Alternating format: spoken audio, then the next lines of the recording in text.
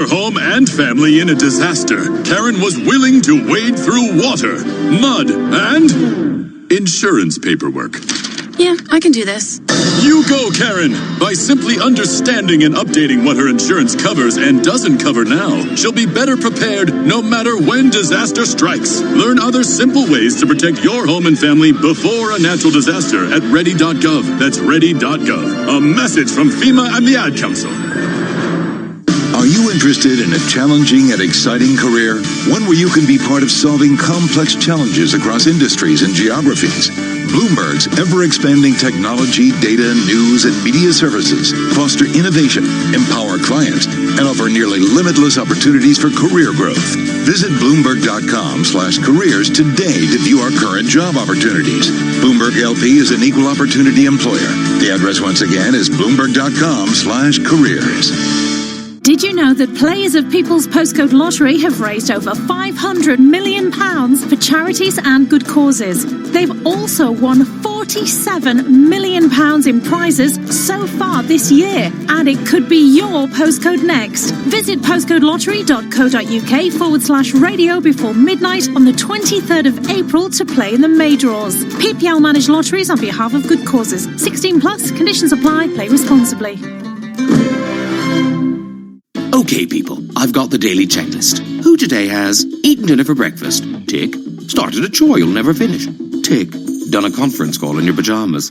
Tick. Here's another for your list. BritBox. Streaming the BBC, ITV, Channel 5, and now Channel 4. All in one place and ad-free. So add BritBox to your list and get a 30-day free trial of the biggest box of British box sets. Search BritBox free trial.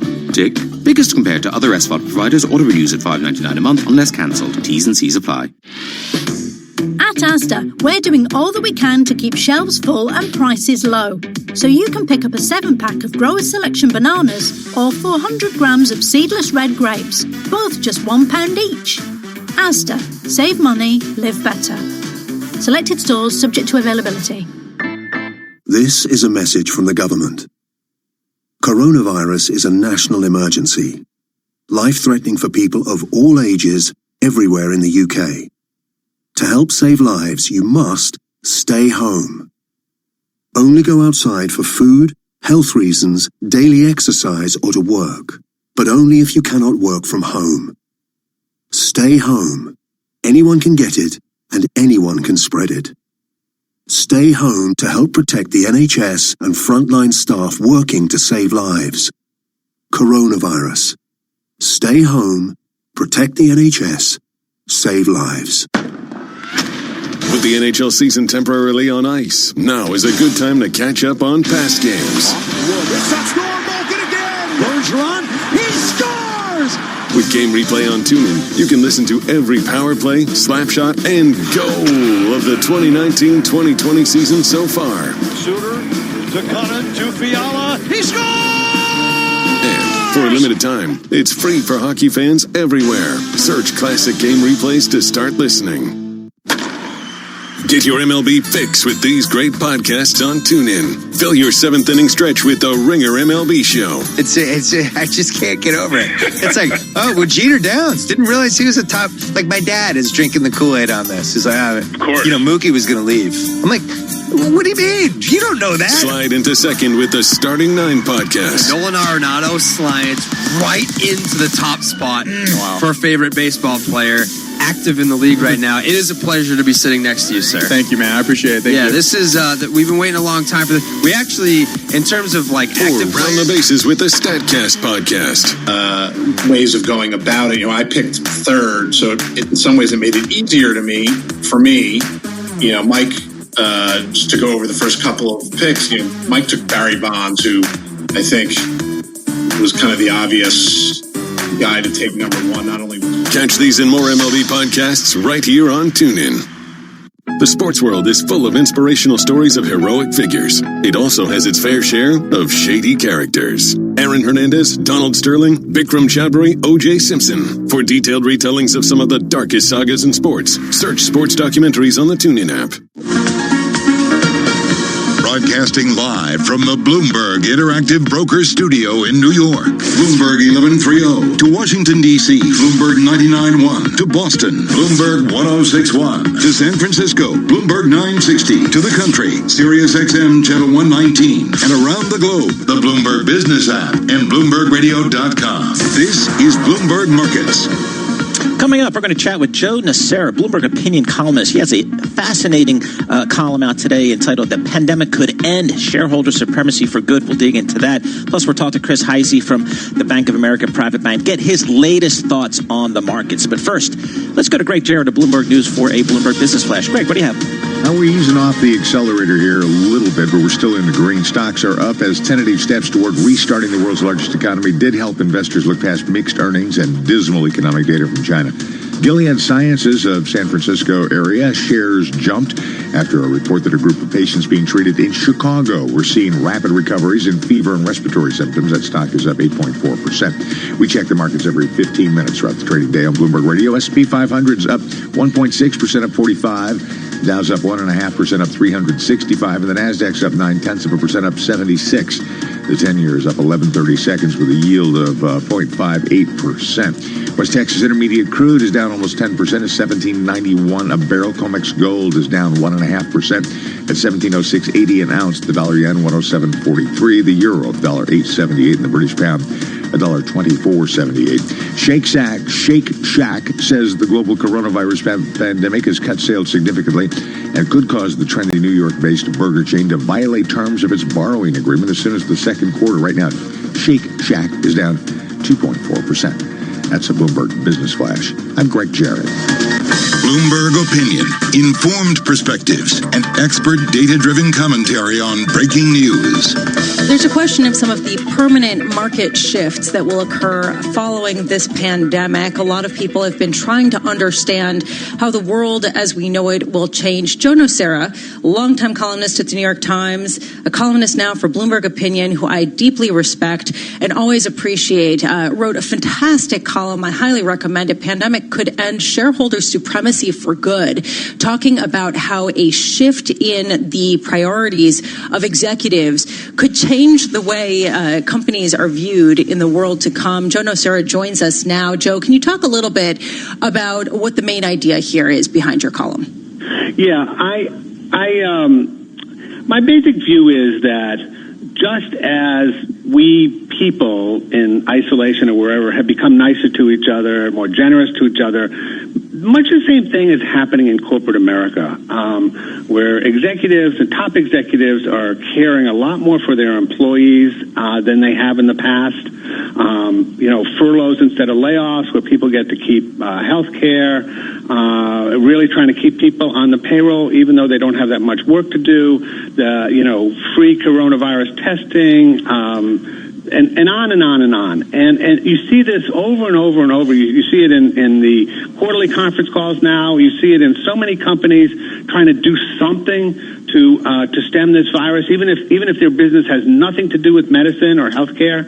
And it just made me think, boy, this could signal a shift that would be good for the country and good for employees and maybe even good for the stock ultimately. It's interesting, Joe. I guess one of the key questions is, can this last, or is this just simply a function of the time we're in? Well, that's what we don't know, and I certainly didn't suggest that this was automatically going to happen or this was a guarantee. It's obviously not a guarantee. It's a little wishful thinking on my part. I'm hopeful that this could happen. One of the things you've seen in America over time is that you have seen these shifts in corporate values over time. In the column that I wrote, I talk a lot about the post-World War II era, where companies consciously hired more workers than they needed, knowing that was important to prevent a new depression and also to create kind of a virtuous cycle where, workers made products, other workers bought them, and you expanded the economy. Then you got into the era of shareholder value, which really started with the bull market of the 1980s, and you had a very different you had people like Chainsaw Al Dunlap, who bragged about all the people he fired, And Gordon I think we are ready. I think as a culture, I think we're ready for something different. People are tired of this shareholder value stuff and the damage it does to employees and consumers and the country at large. Yeah, Joe, that sounds wonderful, and I would think that probably people would feel very happy if that were the case. I'm looking right now, Bank of America shares, they've gotten killed. And Bank of America was one company you highlighted as trying to do the right thing and promising no layoffs and doing a host of other issues to try to forestall some of the pain throughout corporate and Main Street America. Do you think that shareholders are going to get on board here and basically end up sort of rewarding companies that do take the angle that you're looking at? Or are they going to just say, look, at the bottom line, you're not going to make as much money for me? Well, there's going to be a giant reset in the market. I mean, there's going to be an enormous reset. And yeah, Bank of America shares are down in part because its revenues were down like 45%. I basically think that we could get to a point where companies basically say, dear Wall Street, we're doing our best, but we got a lot of other things to worry about, and we want you to have a seat at the table, but you're not the only seat. And Wall Street is going to have to, if enough companies say that, Wall Street will have to accept it. If they don't, then we're back to where we were. Yeah, Joe, it's interesting. As you well know, there's a movement within particularly institutional investing, ESG, environmental, sustainability, and governance. So even institutional shareholders have been paying more and more attention to things other than the bottom line. So perhaps this just could be, a further catalyst towards that, and maybe make ESG perhaps even more vibrant. Right, and then you have the whole thing with the Business Roundtable last year, changing its motto or creed or whatever you want to call it, to be more employer and consumer friendly and not as focused on shareholders. A lot of people thought that was just PR, an exercise in PR. But if you have some movement, and then all of a sudden you have this coronavirus that really changes the way people think, maybe it can last. I'm not saying it will. I'm saying I hope it does.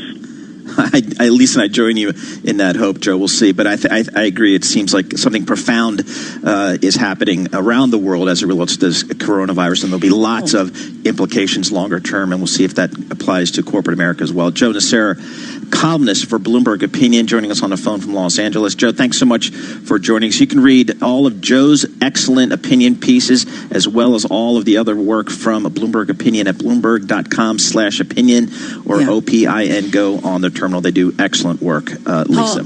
I got to say, and not to be a skeptic, but ultimately whether these companies continue to act in the way that Joe is describing will depend on their stock price, whether shareholders are going to get on board and whether they see it as ultimately in the best interest of the bottom line. Yeah, and again, ESG investors will tell you that companies that do have high ESG scores do better in terms of shareholder returns. Right now, let's head down to Washington, D.C. for World and National Headlines with Nathan Hager. Nathan.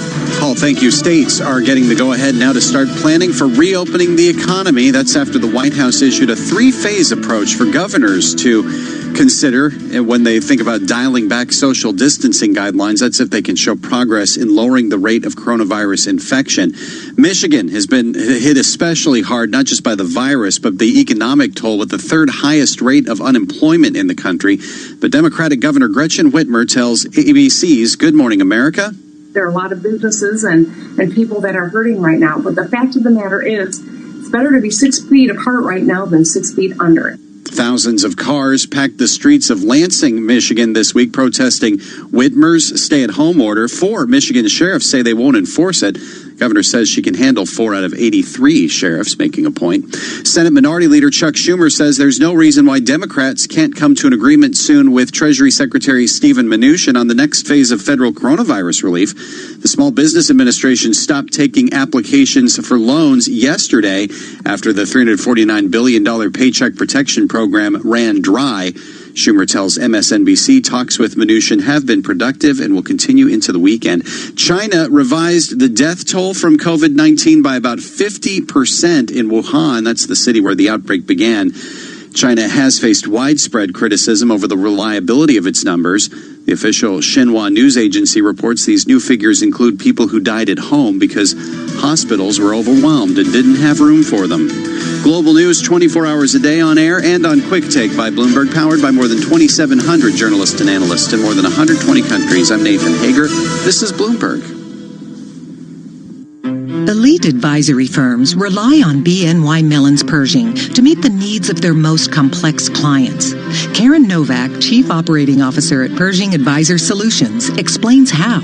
At BNY Mellon's Pershing, we bring customized insights and strategies to help you grow your advisory business and stay on the leading edge. We can support the needs of your most sophisticated clients with a full range of investment and wealth management solutions, from access to private banking to consolidated bank and brokerage custody. Learn why so many of the largest advisory firms turn to us for the financial strength and high-touch service that BNY Mellon's Pershing can provide. Are you well positioned to stand out from your competition? Learn more at Pershing.com or call 800-445-4467. Brokerage custody provided by Pershing LLC and other services provided by Pershing Advisor Solutions LLC. Both members of FINRA and SIPC. Private banking and bank custody provided by BNY Mellon NA. Member FDIC. Message and data rates may apply. T&C and privacy terms can be found at babbel.com/terms. Please don't text and drive. Have you wanted to speak a new language, but you thought it'd be too hard or take too much time? Then try Babbel for free by texting EXPLORE to 64,000. In just 15 minutes a day, you'll be on your way to speaking a new language in just a few weeks. And right now, you can try Babbel for free. Babbel starts out teaching you words and phrases by matching them with pictures. You won't believe how easy the interactive program is. Soon the sentences get a little bigger, and before you know it, you're having simulated conversations voiced by native speakers. And because Babbel is crafted by language experts and uses the spaced repetition method, in just 10 to 15 minutes a day, you'll be speaking the language of your choice with real confidence. With Babbel, you can speak a language. Just text EXPLORE to 64,000 and start your first lesson in the language of your choice for free. Download the Babbel app or text EXPLORE to 64,000 and try it for free. Text EXPLORE to 64,000. Just this wall and that one to do, Dave, and then we're done. Whoop! Oh, no! Hello, Steve the Sparky. Pass us that roof tile, Chris. Yep, sure. I'll be fun. Oh, no. Saved by the gutter. Built to rough it with contractors. Samsung rugged devices. Easy to use, hard to break. Explore the Samsung rugged range. Okay, people, I've got the daily checklist. Who today has eaten dinner for breakfast? Tick. Started a chore you'll never finish? Tick. Done a conference call in your pajamas? Tick. Here's another for your list. BritBox. Streaming the BBC, ITV, Channel 5 and now Channel 4. All in one place and ad-free. So add BritBox to your list and get a 30-day free trial of the biggest box of British box sets. Search BritBox free trial. Tick. Biggest compared to other SVOD providers. Auto renews at $5.99 a month unless cancelled. T's and C's apply. Where will 2020 take you? Somewhere where people care. About each other. About our planet. About creating a better world for everyone. And becoming the best versions of yourselves. Join a community of like-minded individuals at the University of Winchester. Make sure to accept your offer by the UCAS deadline and visit our website to find out more. See the bigger picture. Be the difference. Go to winchester.ac.uk. Typical Danny. Imagine trying to unwind at a spa weekend and you wind up getting your mud pack all over your fave personalised dressing gown. But no worries, just one wash and my clothes will smell perf with Surf. Surf gives you long-lasting fragrance with natural essential oils. Find your fragrance in Surf's laundry range. Because you can't watch Trolls World Tour at the cinema, Sky Store is bringing the cinema home to you with Sky Store Premiere. I'm going to destroy all music, except for rock! We need to unite the trolls to save all music. Our brand new service that lets you watch movies at home that would normally be in the cinema. Rock and roll! Let's go save the world! Yes! Prepare for battle. This ought to be good. Enjoy Trolls World Tour now on Sky Store Premiere, bringing the cinema to you. This is an ad for QuickFit. And even if you're not using your car at the moment, It's worth a listen, because although QuickFit are still open for essential maintenance, there's plenty you can do yourself to make sure your car's ready when you need it. Keep an eye on tire pressures, check fuel and fluid levels, and clear out some of those old cups. They're only going to sit there going moldy. For more tips and information, visit quickfit.com. QuickFit, still there when you need them. Right now, TalkTalk TV and Faster Fibre is just £25.50 a month, fixed for 18 months. Plus, you get a year of Amazon Prime on us, over 80 Freeview channels, all the on-demand players and average speeds of 38 megabits per second. Plus, unlimited one-day delivery, thousands of movies, TV shows and more from Amazon. Massive entertainment package, tiny price. So you've more to spend on popcorn? Search TalkTalk TV. TalkTalk, for everyone. Offer ends 22nd of April, subject to availability. T's and C's apply. Get your MLB fix with these great podcasts on TuneIn. Fill your seventh inning stretch with the Ringer MLB Show. I just can't get over it. It's like, oh, well, Jeter Downs. Didn't realize he was a top. Like, my dad is drinking the Kool-Aid on this. He's like, of course. Mookie was going to leave. I'm like, what do you mean? You don't know that. Slide into second with the Starting Nine podcast. Nolan Arenado slides right into the top spot for a favorite baseball player. Active in the league right now. It is a pleasure to be sitting next to you, sir. Thank you, man. I appreciate it. Thank you. This is we've been waiting a long time for this. We actually, in terms of like active Round the Bases with the Statcast podcast. Ways of going about it. I picked third, so in some ways it made it easier for me. Mike just to go over the first couple of picks.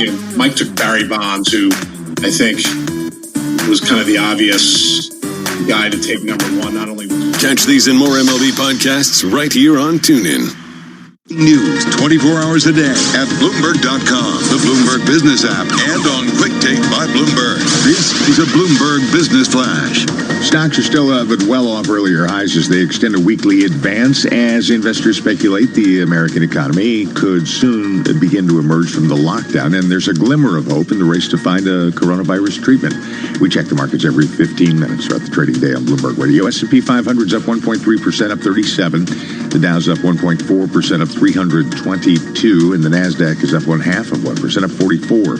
The 10-year is up 8/30 seconds. The yield is 0.59%. West Texas Intermediate crude oil is down 8.5% at $18.17 a barrel. COMEX gold is down 1.6% at $17.03.90 an ounce. The dollar yen, 107.51. The euro, $1.875, and the British pound, $1.2474. Tensions up in the messy fight over commercial rent payments. Stores are closed across the U.S., and struggling retailers are skipping rent and asking for concessions, while landlords are demanding payment and having their own tricky conversations with their lenders. That's a Bloomberg Business Flash. I'm Greg Jarrett.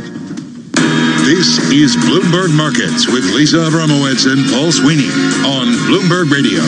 So there's a conundrum right now, Paul, and I keep using that word because it's very hard to understand the market right now. It's hard to understand the rally that's recouped all the gains, all the losses rather, at least when you look at the top 100 NASDAQ shares. Is it time to get in, and are we pricing in now the other side of this pandemic and the related recession, or are people getting ahead of themselves? And really, there's no one better to talk to than Chris Heisey, Chief Investment Officer for Merrill and Bank of America Private Bank, as he talks with clients all day long about what they're feeling and their allocations. Chris, come on in, and when we take a look at the rally that we've seen over the past few weeks, are people viewing this as a dead cat bounce, or are they viewing this as the true signs of sort of a shift in mood, at least on the part of equity buyers? Yeah, I think the quick answer to that is when you're seeing volatility decline by 50% from the record levels of 80 plus that we saw, which was indicating, at least for equities, a 5 to 6% swing daily back, during the throes of March. Now get into the mid-30s, which is indicating, below a 2% daily swing. What that does is for the long-term investor, it provides comfort that, forget the fact that whether or not you're going to retest lows, it just provides comfort that there is a little bit more assurity that we're going to get to the other side. Like in March, people didn't think we were going to get to the other side at all. So now you've got a little bit of comfort level on the long-term investor. But the short-term investor, and you guys have all seen this, the positioning in the marketplace is still very, very bearish. And if you're someone who thinks about quarter to quarter, whether you're a hedge fund or an institutional investor, what they're still very nervous about is this proverbial quote unquote need to test the lows.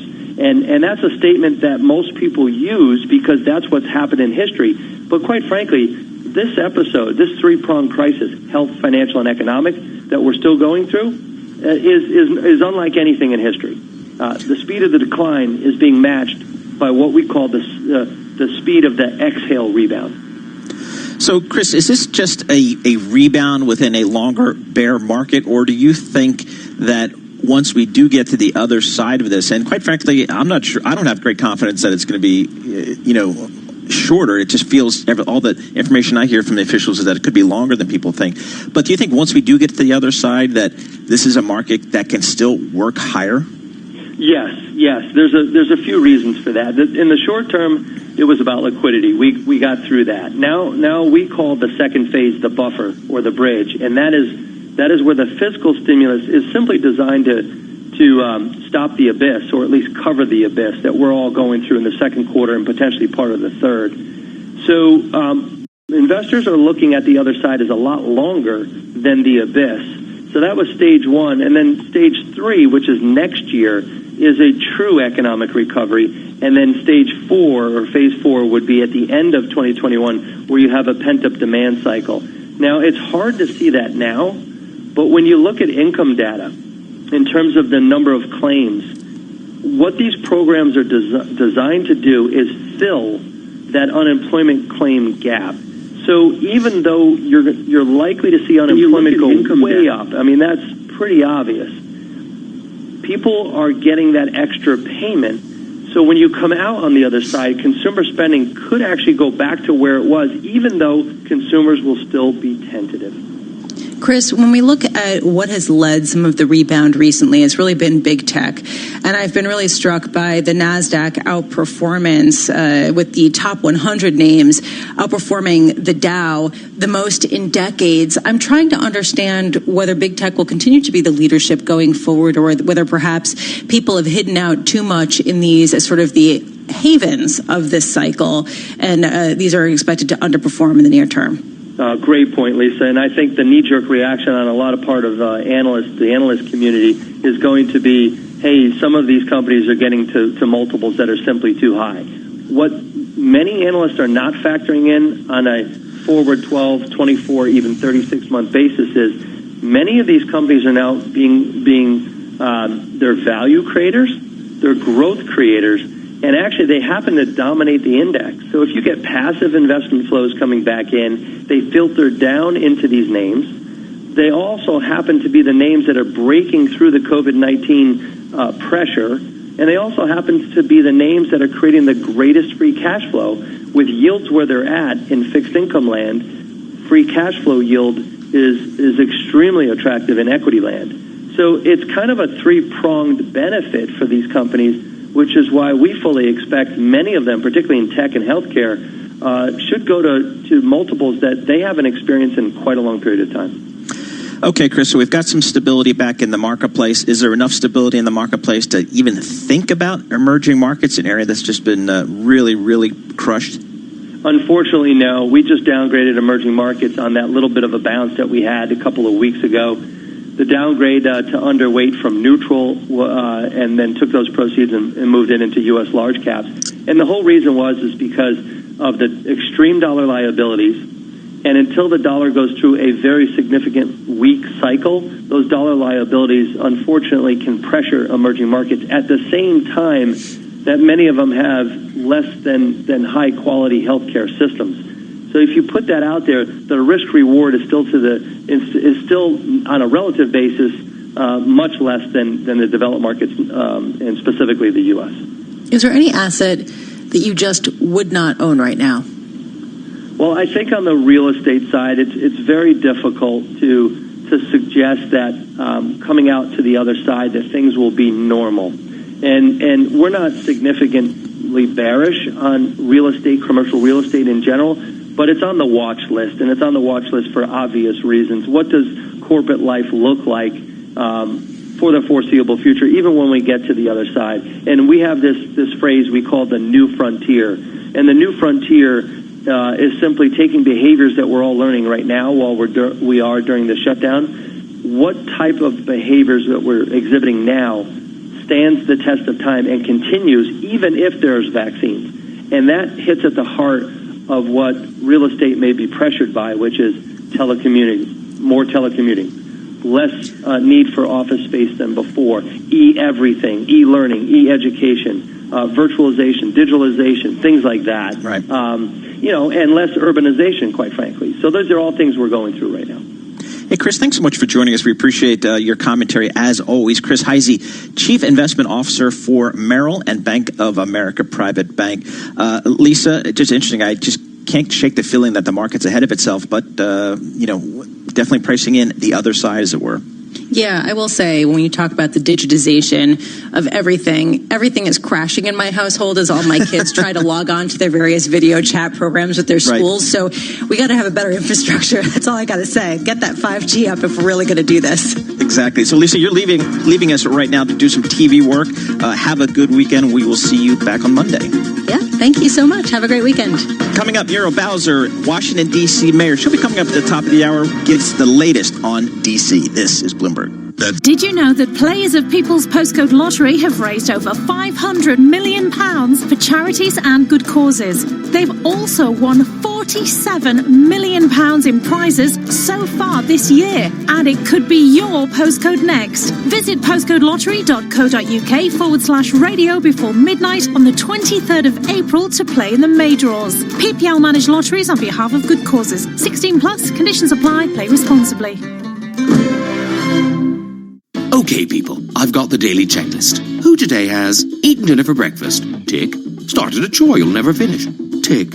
Done a conference call in your pajamas? Tick. Here's another for your list. BritBox. Streaming the BBC, ITV, Channel 5, and now Channel 4. All in one place and ad-free. So add BritBox to your list and get a 30-day free trial of the biggest box of British box sets. Search BritBox free trial. Tick. Biggest compared to other SVOD providers. Auto-renews at $5.99 a month unless cancelled. T's and C's apply. Typical Danny. Yesterday was just one of those days. I was running late to dinner, so I had to do my makeup on the bus. But my favourite shirt got ruined when I spilt my foundation all over it. What a mare. But no worries. Just one wash and my clothes will smell perf with Surf. Surf gives you long-lasting fragrance with natural essential oils. Find your fragrance in Surf's laundry range. In case you didn't know, TuneIn lets you listen to the same radio stations you pick up on your home or car radio, except you can hear them from anywhere. If you want to find a station from somewhere else in the world, navigate to the By Location section under Browse. Keep exploring with TuneIn. Get your daily dose of NFL shop talk with these great podcasts on TuneIn. Start your morning off right with Around the NFL. Injured, depleted roster into the playoffs, and I didn't think they belonged in the playoffs. I think overall, though, it was a great divisional round weekend because you got the first one. Run into the end zone with the Move the Sticks podcast. We had a fun little Zoom cocktail hour last night. Oh, yeah. What a star-studded affair. Greg, you were there for the earlier part, but it really popped off a little later on. We had Zach Goldman. And dive deep into the sidelines with the Peter King podcast. On the occasion of his 50th birthday, come down and record a little bit of retrospective on the life and times of Brett Lorenzo Favre. That sounds like a bestseller. It sounds like a precursor of a funeral. That's what it is. I wasn't thinking that. Explore these and more hard-hitting NFL podcasts right here on TuneIn. Capital of the world, 24 hours a day at Bloomberg.com, on the Bloomberg Business app, and on Quick Take by Bloomberg. This is Bloomberg Radio. This is Bloomberg Markets with Lisa Abramowitz and Paul Sweeney. Is there any bank right now in the U.S. that you think is a buy? Do you think Chairman Powell has lost the market? Jeff Bezos is no dope. What's the big ka-ching? The big question, I think, for investors is free cash flow. Breaking market news and insight from Bloomberg experts. The U.S. tariffs actually hurt both China and the U.S. Large strategics are looking to either buy or invest in innovation. Soybeans and corn have been basically at or below the cost of production for about 4 or 5 years. What we see more bonds, more your yield. This is Bloomberg Markets with Lisa Abramowitz and Paul Sweeney on Bloomberg Radio. Coming up, we will continue to chat about the markets. We have green on the screen, risk on today, although we are off the highs. We'll also take a look at the municipal bond market. How is it dealing with all the volatility that we are seeing across financial markets? But first, let's go to Greg Jarrett of Bloomberg News for a Bloomberg Business Flash. Greg. Hey, you're right, Paul. Stocks are still chugging along as investors cling to the early reports that an antiviral medication appeared to successfully treat severe symptoms for coronavirus patients. That would be Gilead's drug. And investors look to the other side of the pandemic. Markets appear headed toward their second straight week of gains, bouncing back from March lows that ended the 10-year bull market. We check the numbers every 15 minutes throughout the trading day on Bloomberg Radio. The S&P is up 1.5%, up 42. The Dow's up 1.6%, up 382. And the Nasdaq's up 0.7%, up 58.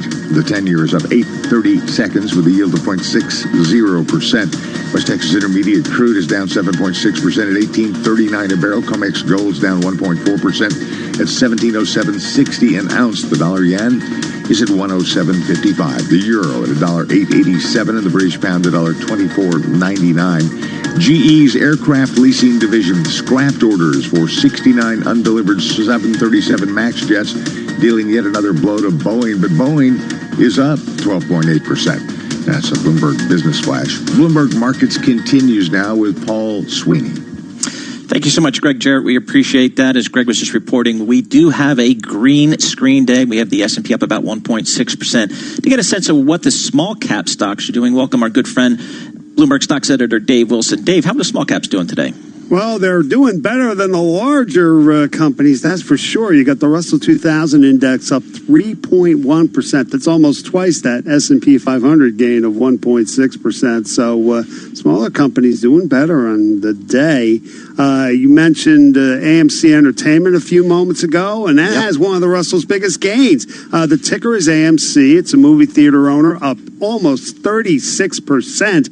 AMC is selling $500 million of notes privately and said it will have enough money to ride out a suspension of operations through Thanksgiving once that sale is completed. Tronox Holdings, ticker TROX, is up about 23.5%. The maker of paint pigment gave preliminary first quarter profit and sales figures that beat analysts' average estimates in a Bloomberg survey. And CalAmp, ticker CAMP, has added more than 16.5%. The communication equipment maker was raised to buy from Holden Jeffries. Now, the Russell's steepest drop belongs to Qterra, ticker CUTR. The maker of medical and aesthetic lasers has fallen about 17.5%. Qterra posted preliminary first quarter revenue that trailed estimates and raised $25 million in a share sale. And MTS Systems, ticker MTSC, is down 10%. The maker of industrial testing systems was cut to the equivalent of sell from hold at Wells Fargo. Bloomberg Stocks editor Dave Wilson, thank you so much. We are awaiting the daily press conferences from Washington, D.C. Mayor Muriel Bowser, as well as New York Governor Andrew Cuomo. That comes at the bottom of the hour. We will bring both of those to you as they develop. Right now, we're going to take a look at the municipal bond market. And today's Focus on Munis is brought to you by Build America Mutual. When the market is volatile, BAM provides stability. BAM insured municipal bonds deliver default protection, value preservation, and durable rating. Ask your broker about BAM insured municipal bonds. Joe Misek, who covers all things municipal bonds for Bloomberg News, joins us. Joe, I'm so glad you're here because I saw an interesting article on the Bloomberg about mass transit. I don't know about, I'm sure I'm like most people here in the metro area. I haven't been on a New Jersey Transit train in a month. I haven't been on a subway in a month. That's got to be a big, big revenue issue for some of these issuers. Talk to us about what's going on in mass transit in the municipal bond market. Mr. Sweeney, nice to speak to you again. Well, as you point out, with the lockdowns, with the shutdowns in so many of the large cities across the U.S., the ridership has evaporated. So, it depends, which city you're looking at, but you could see ridership off 50, 60, 70, 80, 90% because so many people are just not using it anymore. Schools are shut. A lot of businesses are closed, or, as you and I are doing, people working from home. So it's that has a real impact on the fare box. Now, most places don't make their entire amount they need from the fare box because there's always in mass transit there's so much dead time. But that's having a real impact, and certainly we've heard from Pat Foy on several occasions, head of the MTA in New York here, and he's made his dissatisfaction or a feeling of lacking money known to the federal government on several occasions. Yeah, so Joe, you think about transportation, initially we thought about the airlines. Of course, they're getting crushed. They're getting some significant aid from the government. But, the airlines, before the crisis, had a great run here, a great decade of profitability and cash flow. But most mass transit systems kind of went into this crisis already under pressure.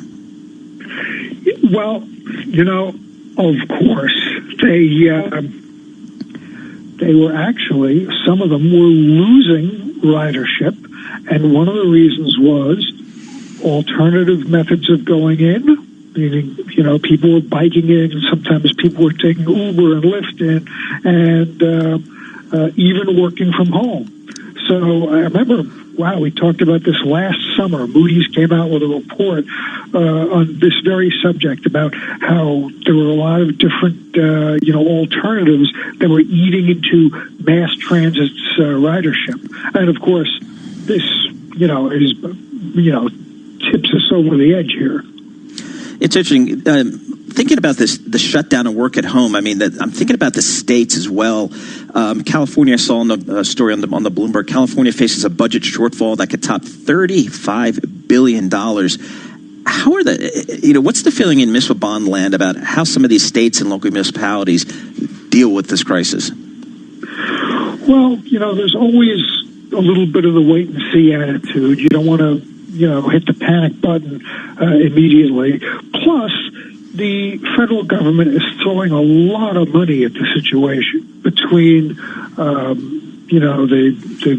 the money that Congress put aside, that $2.2 trillion relief package. That's going to help out. And then you have the Federal Reserve with $500 billion borrowing window apparently being just the first step of that sort of rescue package. But yeah, you've shut down, I guess, 30% of the economy, they say, and for some states that's going to have a much bigger impact than others.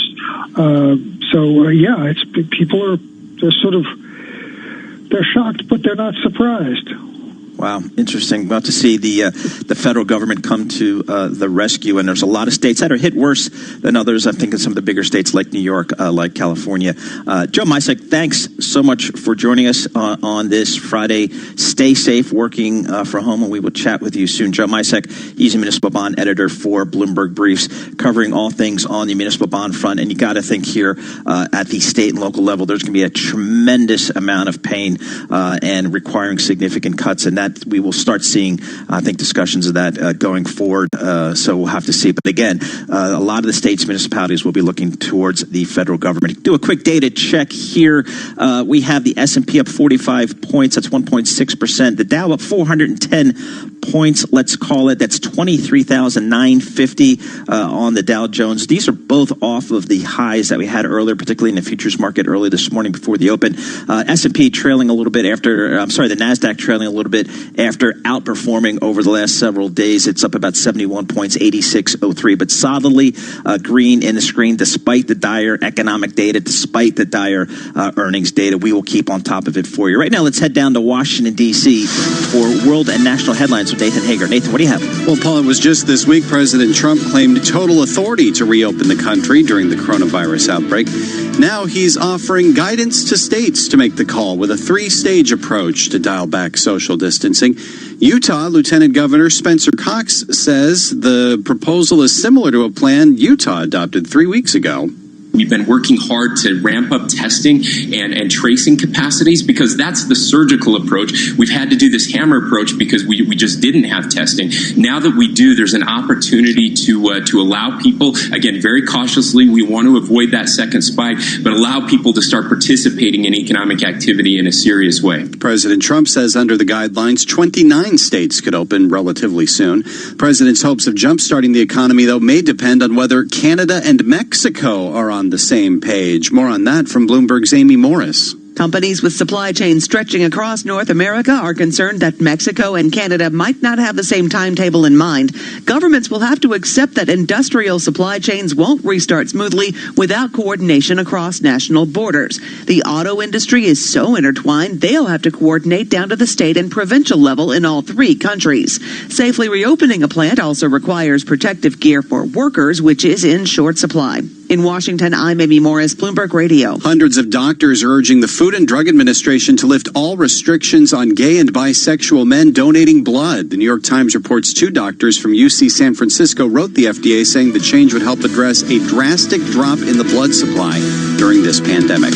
Global news 24 hours a day on air and on Quick Take by Bloomberg, powered by more than 2,700 journalists and analysts in more than 120 countries. Whether it's another day of market misery, pandemic emergency, or both, one thing will still go right. We have the latest world and national news. Karen Moscow and Nathan Hager bring you the most accurate coverage. The White House is looking for additional ways to support the economy. Bloomberg Daybreak. We continue to watch equities around the world. Weekday mornings at 5 Eastern on Bloomberg Radio, the Bloomberg Business app, and BloombergRadio.com. Bloomberg, the world is listening. You took the first step and quit smoking, but even former smokers may still be at risk for lung cancer. That's why SaveByTheScan.org wants you to know about a new low-dose CT scan that can detect lung cancer early. It takes only 60 seconds and could save your life. You took the first step, now take the next. Visit SaveByTheScan.org for a simple quiz to see if you're eligible and talk to your doctor about screening. SaveByTheScan.org is brought to you by the American Lung Association's Lung Force Initiative and the Ad Council. Are you interested in a challenging and exciting career? One where you can be part of solving complex challenges across industries and geographies.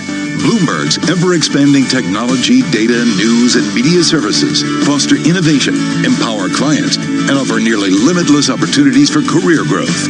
Visit Bloomberg.com/careers today to view our current job opportunities. Bloomberg LP is an equal opportunity employer. The address once again is Bloomberg.com/careers. Hi, I'm your host, Smokey Colbert, filling in for Smokey because after 75 years of... Only you can prevent wildfires. Turns out there's much more to say. Nearly 90% of wildfires are caused by us humans being careless, dumping our used barbecue coals willy-nilly. Guess the song was wrong. We did start the fire. That's why I respect Mother Nature and her trees, whether coniferous or new car scented. Brought to you by the U.S. Forest Service, your state forester, and the Ad Council. In-depth analysis. Did you know that players of People's Postcode Lottery have raised over £500 million for charities and good causes? They've also won £47 million in prizes so far this year, and it could be your postcode next. Visit postcodelottery.co.uk/radio before midnight on the 23rd of April to play in the May draws. PPL managed lotteries on behalf of good causes. 16 plus, conditions apply. Play responsibly. Okay, people, I've got the daily checklist. Who today has eaten dinner for breakfast? Tick. Started a chore you'll never finish? Tick. Done a conference call in your pajamas? Tick. Here's another for your list. BritBox. Streaming the BBC, ITV, Channel 5, and now Channel 4. All in one place and ad-free. So add BritBox to your list and get a 30-day free trial of the biggest box of British box sets. Search BritBox free trial. Tick. Biggest compared to other SVOD providers. Auto renews at $5.99 a month unless cancelled. T's and C's apply. Typical Danny. Imagine trying to unwind at a spa weekend and you wind up getting your mud pack all over your fave personalised dressing gown.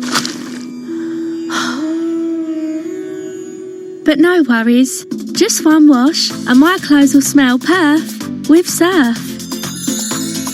Surf gives you long-lasting fragrance with natural essential oils. Find your fragrance in Surf's laundry range. This is a message from the government. Coronavirus is a national emergency, life-threatening for people of all ages everywhere in the UK. To help save lives, you must stay home. Only go outside for food, health reasons, daily exercise, or to work, but only if you cannot work from home. Stay home. Anyone can get it, and anyone can spread it. Stay home to help protect the NHS and frontline staff working to save lives. Coronavirus. Stay home, protect the NHS, save lives. Because you can't watch Trolls World Tour at the cinema, Sky Store is bringing the cinema home to you with Sky Store Premiere. I'm going to destroy all music, except for rock! We need to unite the trolls to save all music. Our brand new service that lets you watch movies at home that would normally be in the cinema. Rock and roll! Let's go save the world! Yeah! Prepare for battle. This ought to be good. Enjoy Trolls World Tour now on Sky Store Premiere, bringing the cinema to you. In case you didn't know, TuneIn lets you listen to the same radio stations you pick up on your home or car radio, except you can hear them from anywhere. If you want to find a station from somewhere else in the world, navigate to the By Location section under Browse. Keep exploring with TuneIn. Introducing a new podcast, ESPN Daily, hosted by me, Mina Kimes. When you want to go beyond your feed, when you want to get inside the score, when you want to get behind the highlight, there's ESPN Daily. Go deeper into the stories of the moment.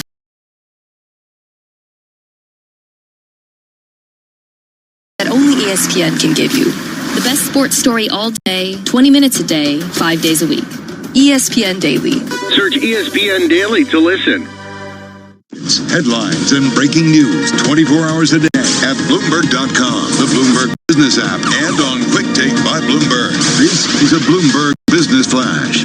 Stocks stay higher. Investors are speculating the economy could soon begin to emerge from this lockdown, and there's a glimmer of hope in the race to find a treatment for the COVID-19. Treasuries are up. Oil is down. We check those numbers every 15 minutes throughout the trading day here on Bloomberg Radio. S&P 500's up 1.4%, up 38. The Dow's up 1.5%, up 342. And the Nasdaq's up 0.5%, up 44.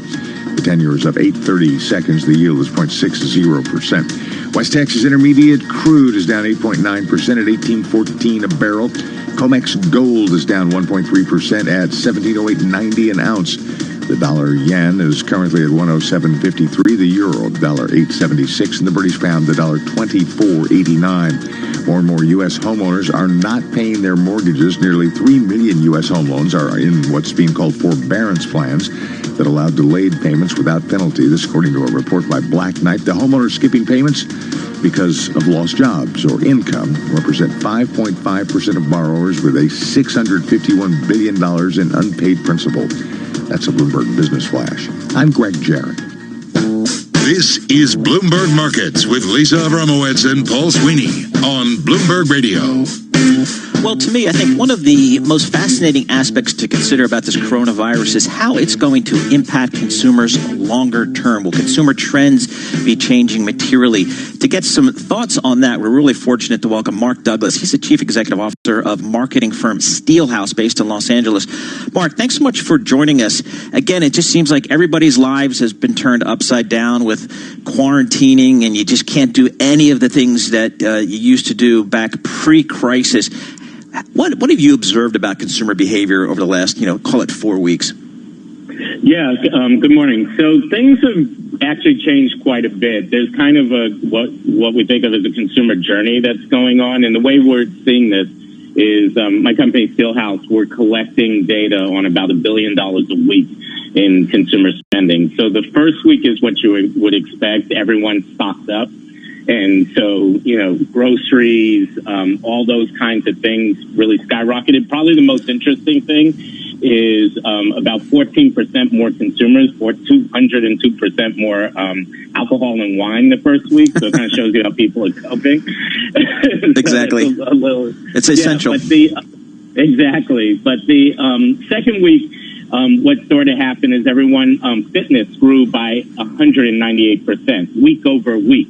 So, almost tripling of money spent on fitness equipment, fitness at home, those kind of trends.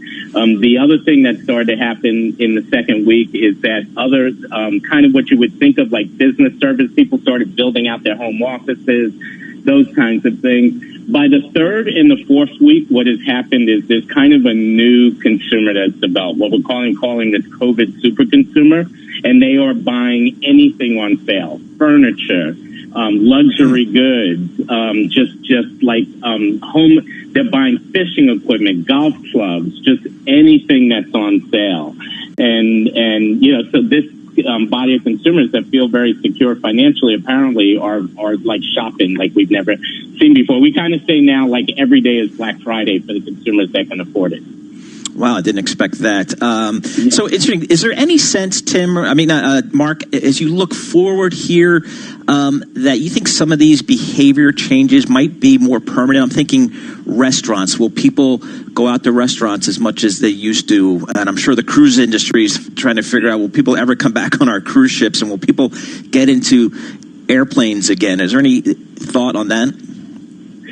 Yeah, a bit. So we work with a lot of travel industry customers, and all of them, literally 100%, are now spending $0 on marketing, at least the ones we work with, and we work with a bunch of big ones.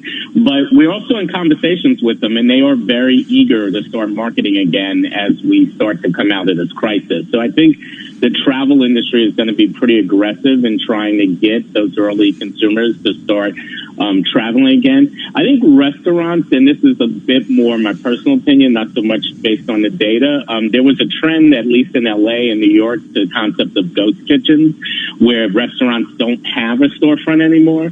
And there's a startup founded by the founder of Uber, who got one of the leading ghost kitchen companies. I think that is, I'm betting, I actually was talking to someone yesterday, that is going to take off, that restaurants, or a lot of restaurants, can become at-home only, delivery only. Yeah, as a permanent trend. Yeah, I think people are getting, maybe getting, the result of this, maybe getting more comfortable, ordering from and getting it delivered. How about retailers? I mean, that's another industry that had been challenged going into the crisis. We know that stores have been closing and more shopping's going online. I guess it seems reasonable to assume that trend towards online shopping will just accelerate, I guess, to the benefit of Jeff Bezos. Yeah, absolutely. And we're seeing in our data, so, the first week, you had all of these categories that declined, and we're seeing that decline lessen each week. So consumers who are in good shape financially are buying, and the retailers are, they're just shifting their focus there. We have one customer that has 900 stores. None of them are open, and they are now spending pretty aggressively towards e-commerce sales and getting good results from that. And I think consumers are there. Probably one category that suffered the most is apparel, basically clothing. I mean, there's not much. No one's really going out. There's not much reason to buy apparel, but we even seeing an increase in the apparel category in the fourth week. Since we consider the crisis started March 13th, the day after the NBA stopped and traveled from Europe. And so, we're at the end of the fourth week right now, and we're seeing even apparel has picked up, and clothing, things that are a little harder to buy online, but consumers are still starting to get active in that category. Interesting, very interesting. It'd be interesting to see, Mark, how this plays out longer term. We'll have you back to kind of, as we get through this pandemic, to kind of see how the consumer is reacting, and we'll get some more details. Mark Douglas, CEO of Steelhouse. It's a media consulting firm and spending a lot of time with consumer products companies and consumer-facing companies, getting a sense of, how the consumer is changing, and clearly consumer behavior is changing dramatically during this lockdown. The question is, how permanent will it be? Looking at the markets right here, just get you a quick data check. We still have green on the screen, still holding on to those gains, although they are giving there. We are off the highs in the markets. Looking at the S&P right here, up 38 points, 2837 on the S&P. The Dow's up, let's call it even 350 points. That puts it at 23,880 right there on the Dow, and the NASDAQ up 39 points, 85.71 on the Dow. Oil still negative, still under $20 a barrel. Just incredible supply-demand dynamics here, pushing oil to just tremendous lows. We'll bring it all more coming up. This is Bloomberg. This is a Bloomberg Money Minute. The Trump administration has issued guidelines that could allow states and employers to abandon most social distancing practices within a month, sparking a rally in stocks. We're seeing the Dow gain more than 400 points. China hasn't had an economic report like this in decades. The coronavirus pushed the country's economy into a contraction in the first quarter. GDP shrank 6.8% from a year ago. That's the worst performance since at least 1992. More and more homeowners aren't paying their mortgages. Nearly 3 million home loans are in forbearance plans that allow delayed payments without penalty, according to a report by Black Knight. And Procter & Gamble sales rose 6% on the panic buying of the type of household staples in which the company specializes.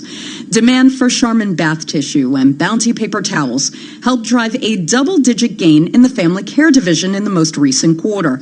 Not every segment was strong. Beauty sales grew just 1%. Courtney Donahoe, Bloomberg Radio. There are everyday actions to help prevent the spread of respiratory diseases. Wash your hands. Avoid close contact with people who are sick. Avoid touching your eyes, nose, and mouth. Stay home when you are sick.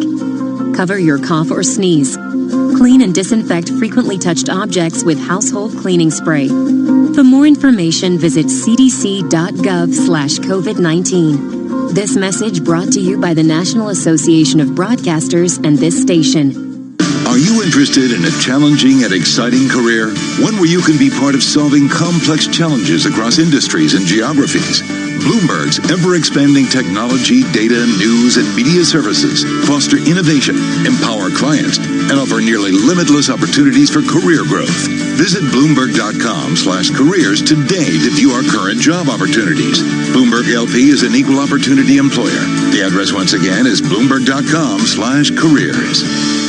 In-depth analysis. Did you know that players of People's Postcode Lottery have raised over £500 million for charities and good causes? They've also won £47 million in prizes so far this year, and it could be your postcode next. Visit postcodelottery.co.uk/radio before midnight on the 23rd of April to play in the May draws. PPL managed lotteries on behalf of good causes. 16 plus, conditions apply, play responsibly.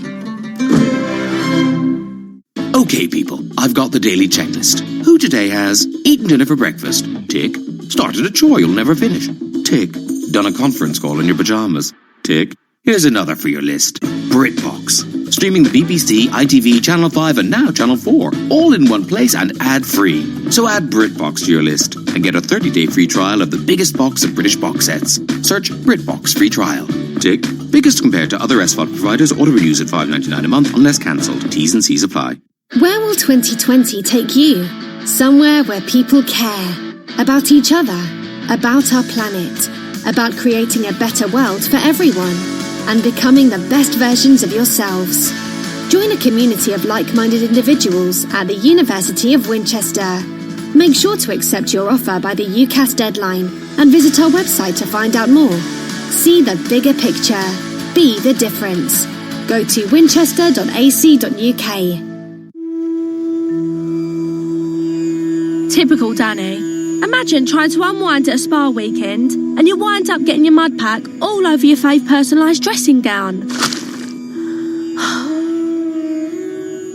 But no worries. Just one wash and my clothes will smell perf with Surf. Surf gives you long-lasting fragrance with natural essential oils. Find your fragrance in Surf's laundry range. This is a message from the government.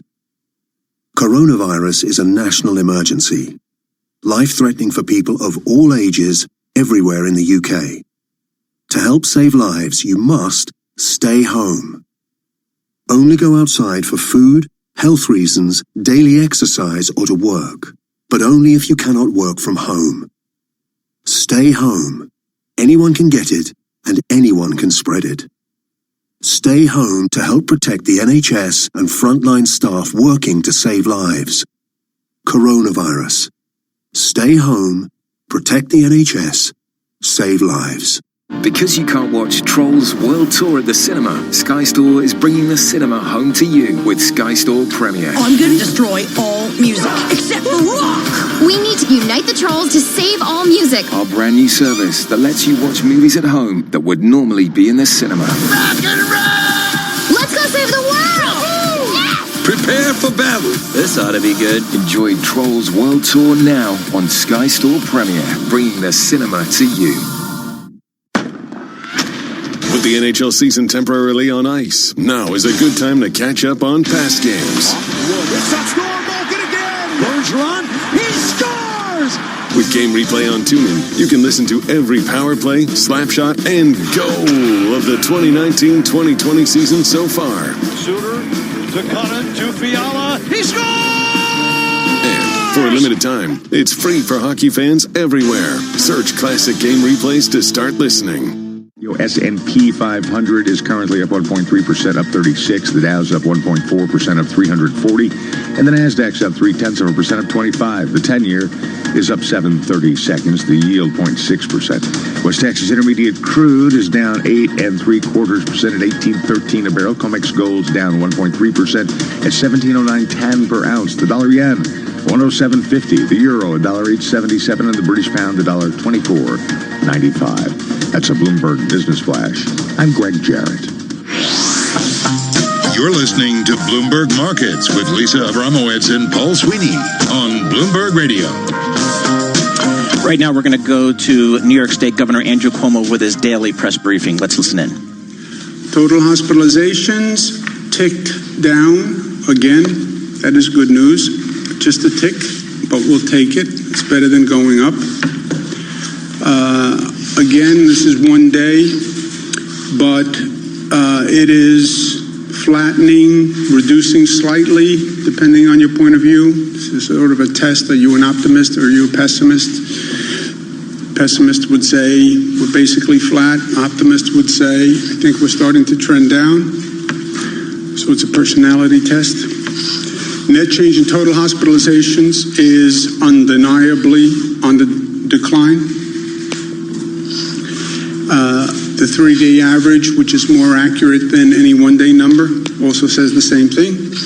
The ICU admissions is down. That's not that telling to me because, as I said, the entire hospital is now basically an ICU ward. But the number of intubations is down, and that is very good news because intubations 80% of the time wind up in a person not recovering. So that's really good news. The reality and the counter-narrative, counter-fact, number of new cases that walked in the door, COVID cases, walked in the door of a hospital, is still about 2,000 per day. And that is still very high. So that, yes, fewer people in the hospital, fewer people being intubated, but still 2,000 people walking in the door. And if you notice, it's hovered about the same rate for several weeks. It peaked, but 2,000, that's a very high number. Number of deaths, unfortunately, refuses to come down dramatically. 630.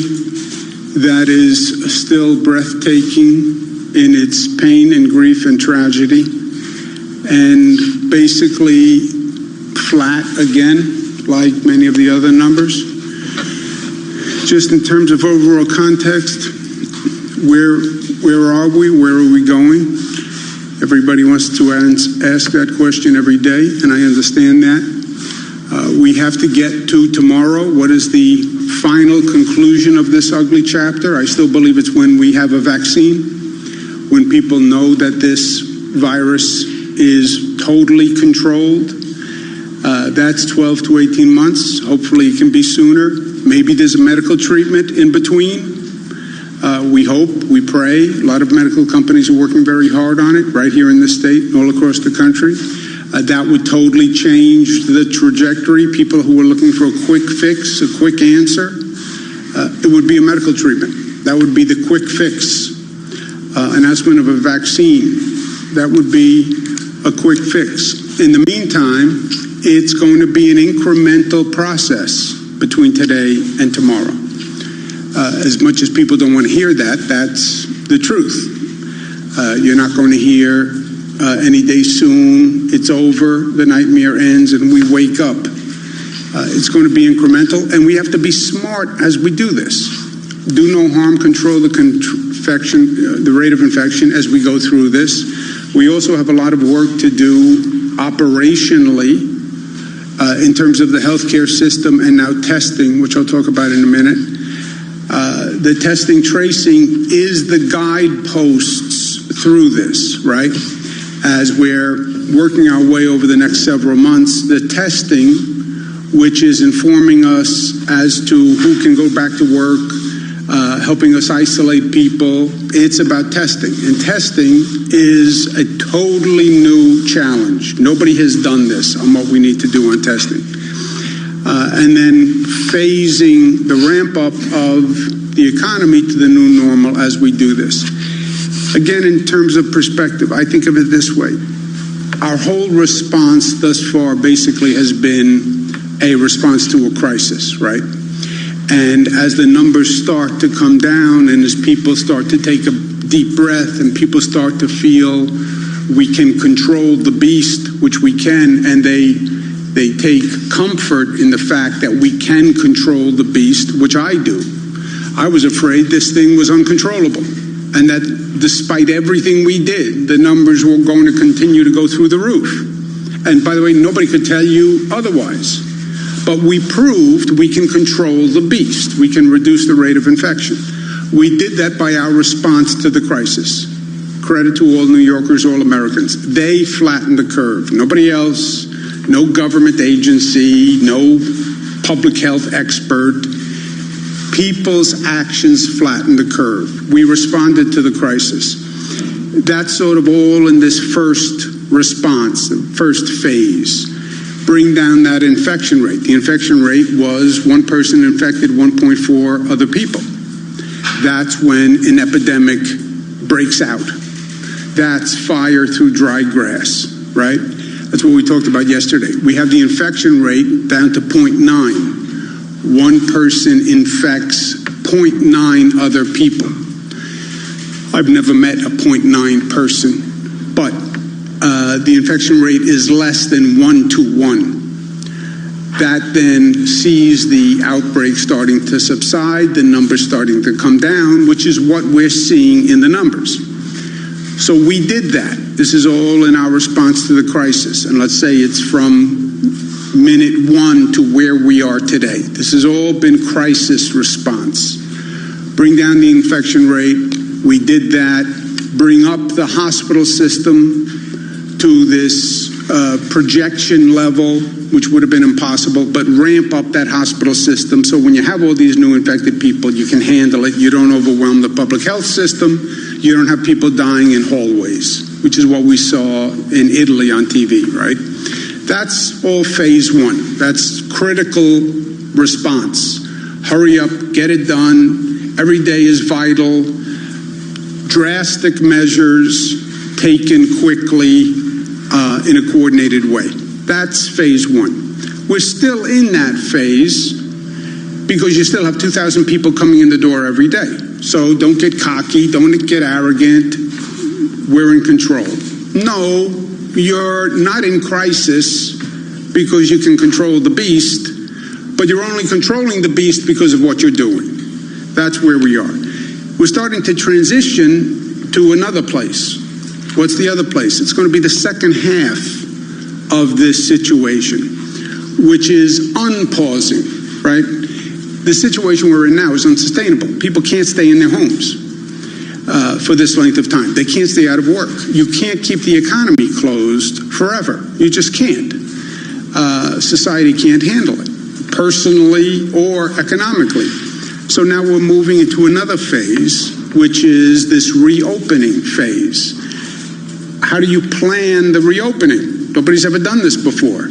And how do you plan a reopening of an economy and at the same time be cognizant of the public health crisis that you're still in, right? We have the infection rate down to 0.9. One person is infecting 0.9%, less than a person. Okay, the epidemic outbreak percentage is 1.2. One person infecting 1.2. you only have between 0.9 and 1.2 is a margin of error. We have to reopen, we have to reopen, we have to reopen. Yeah, you only have a very slim margin to operate on. You open too fast, you bring people out too fast, you'll get to 1.2 in 3 days, and we'll be right back to where we started.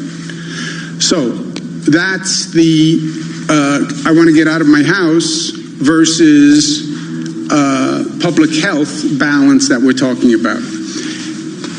How do you measure this? How do you calibrate it? You have to develop a testing capacity that does not now exist. And then you test people on a higher volume than ever before. You then trace them to find other positives, and then you isolate them.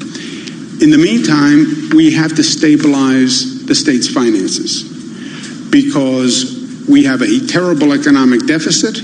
We're spending money every day that we've never dreamed of spending. We're asking all these hospitals to do things, all these local governments to do things. We're paying. And we're paying when we're in a position where we don't have any money, which is also an unsustainable position in life. You can't keep writing checks if you have no balance in your account. It doesn't work long term. At one point they come and they knock on the door. I don't know who knocks on the door when you're a state government, but somebody's going to come knock on the door. So that's where we are overall. The next frontier is going to be testing. We don't have a testing system that can do this volume, or that can be ramped up to do this volume.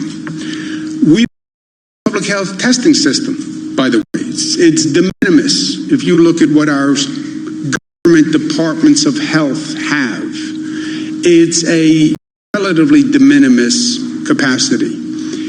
Well, what's our private sector testing capacity? That's relatively de minimis also. Think about what we're talking about. Labs that normally operate to do blood testing. If you need a marriage license, you have to get. If your child is sick, they send them for a strep test. The doctor says, go take a blood test for allergies. You go when you go to a lab to have blood drawn. That's basically the system we're talking about. That system does not do large-scale COVID testing. This COVID testing, first, in and of itself, is a very complicated new test. It's not as simple as drawing blood and getting it tested. This test, in and of itself, is complicated and expensive. And you don't have the network that does that. It does not exist. This is where we were with the hospitals. We came up with what we call surge and flex. What happened with the hospitals when this started, we started seeing these much higher numbers that would overwhelm our hospital system. Well, how do we ramp up the hospital system? You don't really have a public hospital system. Downstate New York, you have about 100 hospitals. You only have about 15 of those 100 are public hospitals. The rest are all private hospitals, voluntary hospitals, but they're all private hospitals. We had to get those private hospitals to work with government in a coordinated way. Never happened before. Extraordinarily difficult. We did it, but it was a phenomenal undertaking. You now have 300 laboratories and hospitals across the state that do virology testing. How do we get 300 private labs and hospitals to become one system statewide to do testing for COVID? And how do we get them more coordinated? This is something that has never been done before and is going to be a tremendous undertaking. Also, to further complicate it,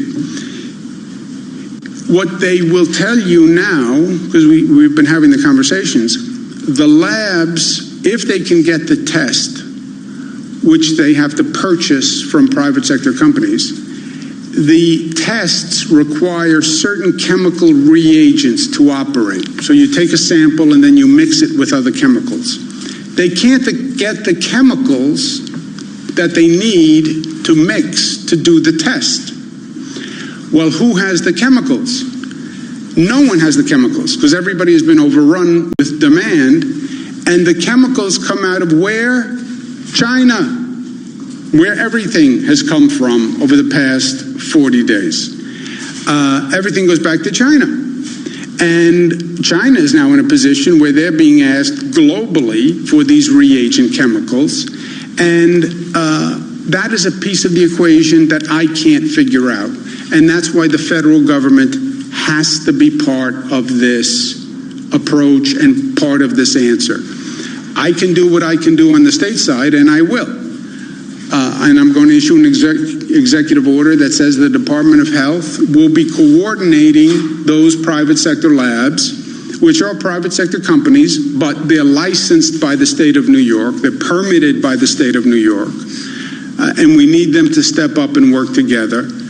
But the federal government cannot wipe their hands of this and say, oh, the states are responsible for testing. We cannot do it. We cannot do it without federal help. I'm willing to do what I can do and more, but I'm telling you, I don't do China relations, I don't do international supply chain, and that's where the federal government can help. Also remember, the federal government at the same time is developing testing capacity. So we wind up in this bizarre situation that we were in last time, 50 states all competing for these precious resources. In this case, it's testing, and then the federal government comes in and says to those companies, I want to buy the tests also. This is mayhem. We need a coordinated approach between the federal government and the states. Second thing that is of immediate concern is we have to stabilize the finances of the state. The federal government has passed 3 bills to address this crisis. Of those 3 bills, the state governments have gotten precisely zero, zilch, nada in unrestricted aid. The state should this, the state should this, the state should this. Yes. Well, what support have you given the states? None. I mean, how can that even be? How is it even plausible as a strategy? It doesn't work.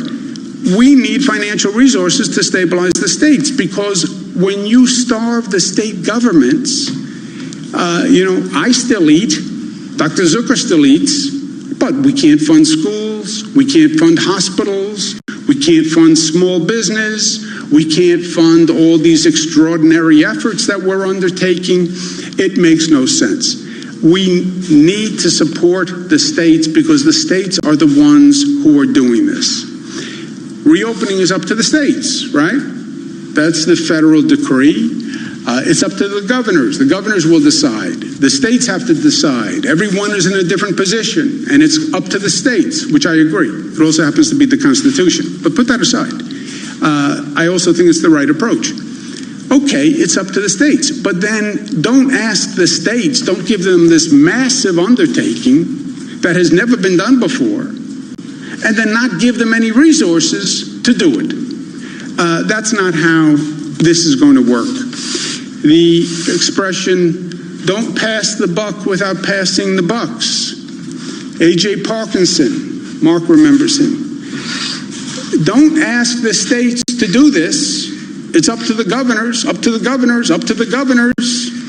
Okay, is there any funding so I can do these things that you want us to do? No. That is passing the buck without passing the bucks. Passing the buck, which is the opposite of the buck stops here.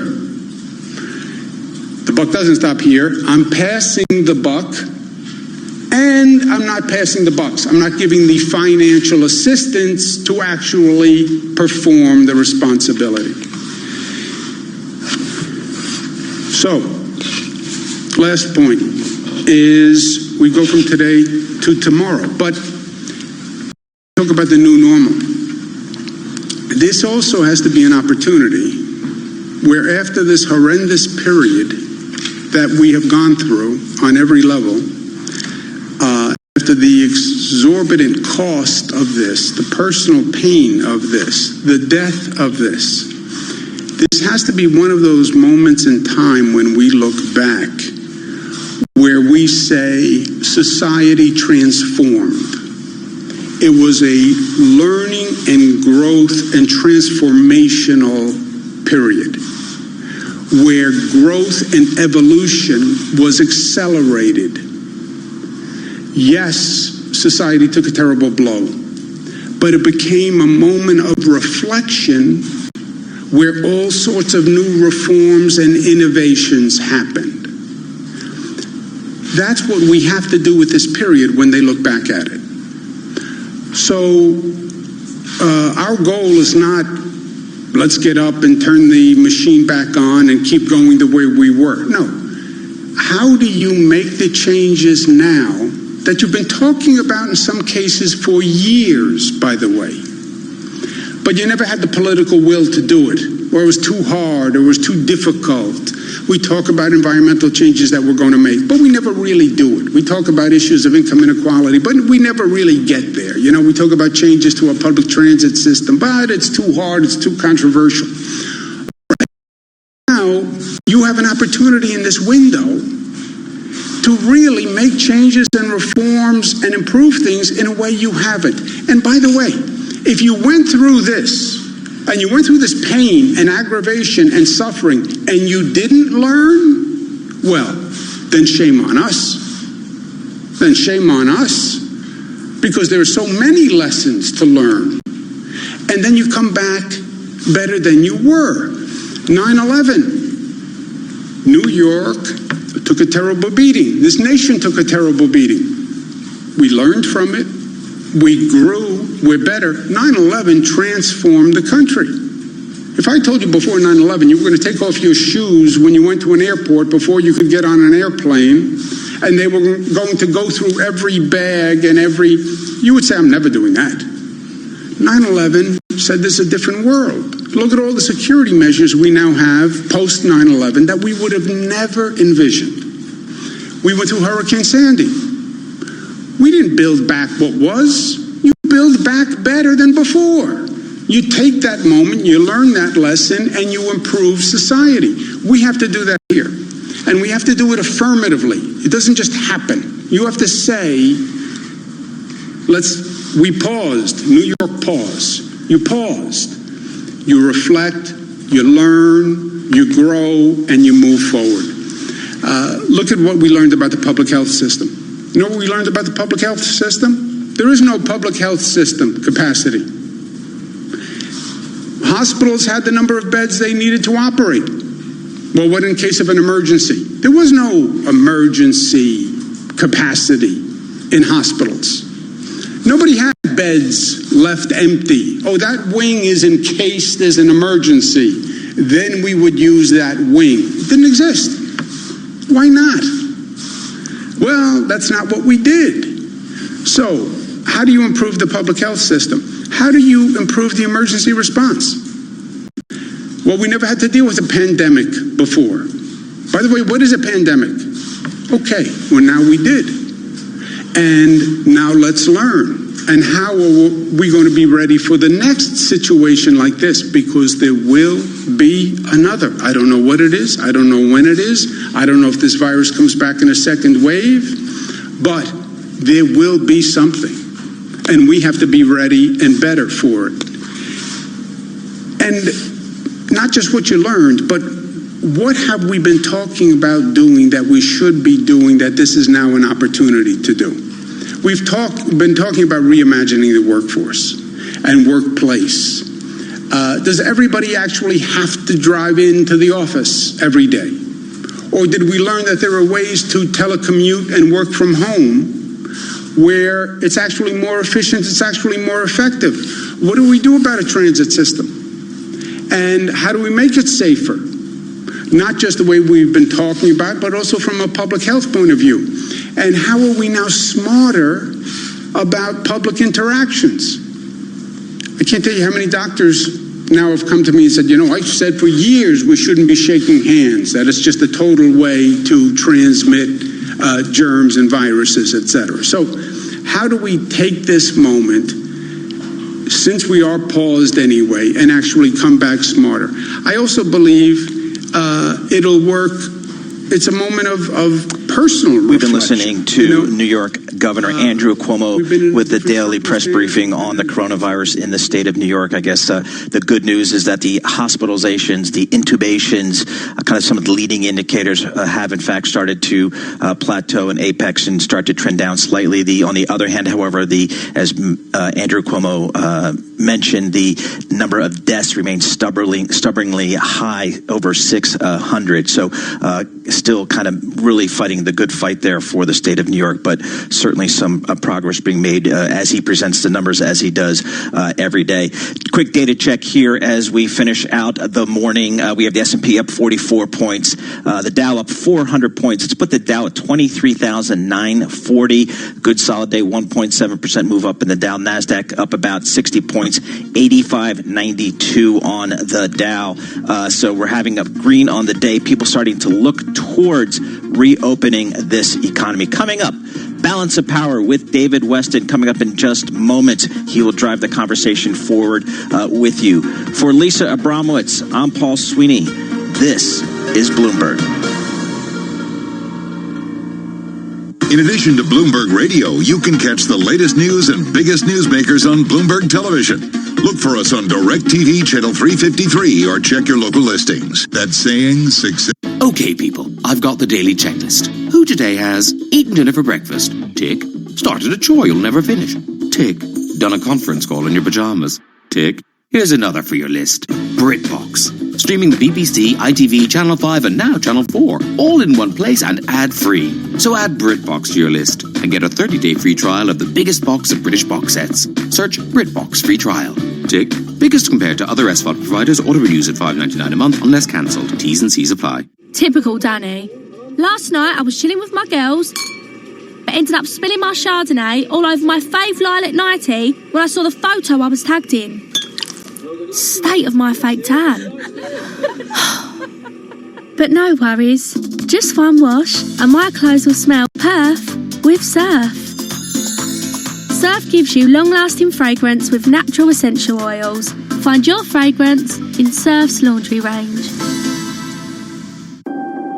When we're stuck indoors all day, we might find our energy bills creeping up uninvited. The cheeky rascals. And none of us need that right now.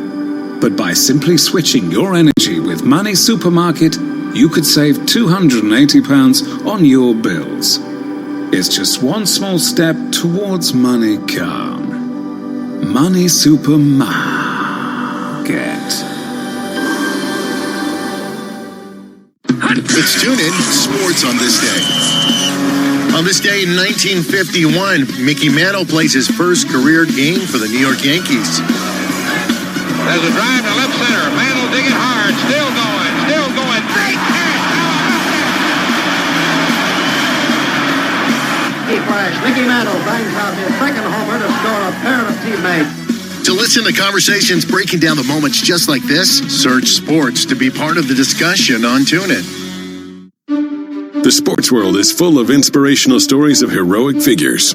It also has its fair share of shady characters. For detailed retellings of the darkest sagas in sports, explore TuneIn's documentary podcasts, like 30 for 30's The Sterling Affairs, about the scandalous life and times of the former Clippers owner, Donald Sterling, and Gladiator, which follows Aaron Hernandez's transformation from Super Bowl star to convicted murderer. For these and more, search sports documentaries on the TuneIn app.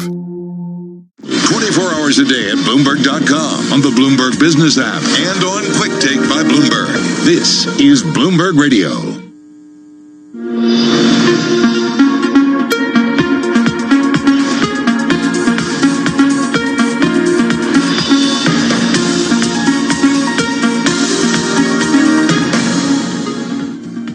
From New York to our TV and radio audiences worldwide, welcome to Balance of Power, where the world of politics meets the world of business. I'm David Weston. Well, President Trump announced his outline to get the U.S. economy going again. That was last evening. Today, equity markets are up, apparently, on that news. So we know how the markets are reacting to the outline. Let's find out how Washington is. And for that, we go to Josh Wingrove. He's our Washington correspondent who covers the White House for us there. So, Josh, in watching that yesterday, it was an impressive rollout, 3 phases, a little indeterminate about time and things like that.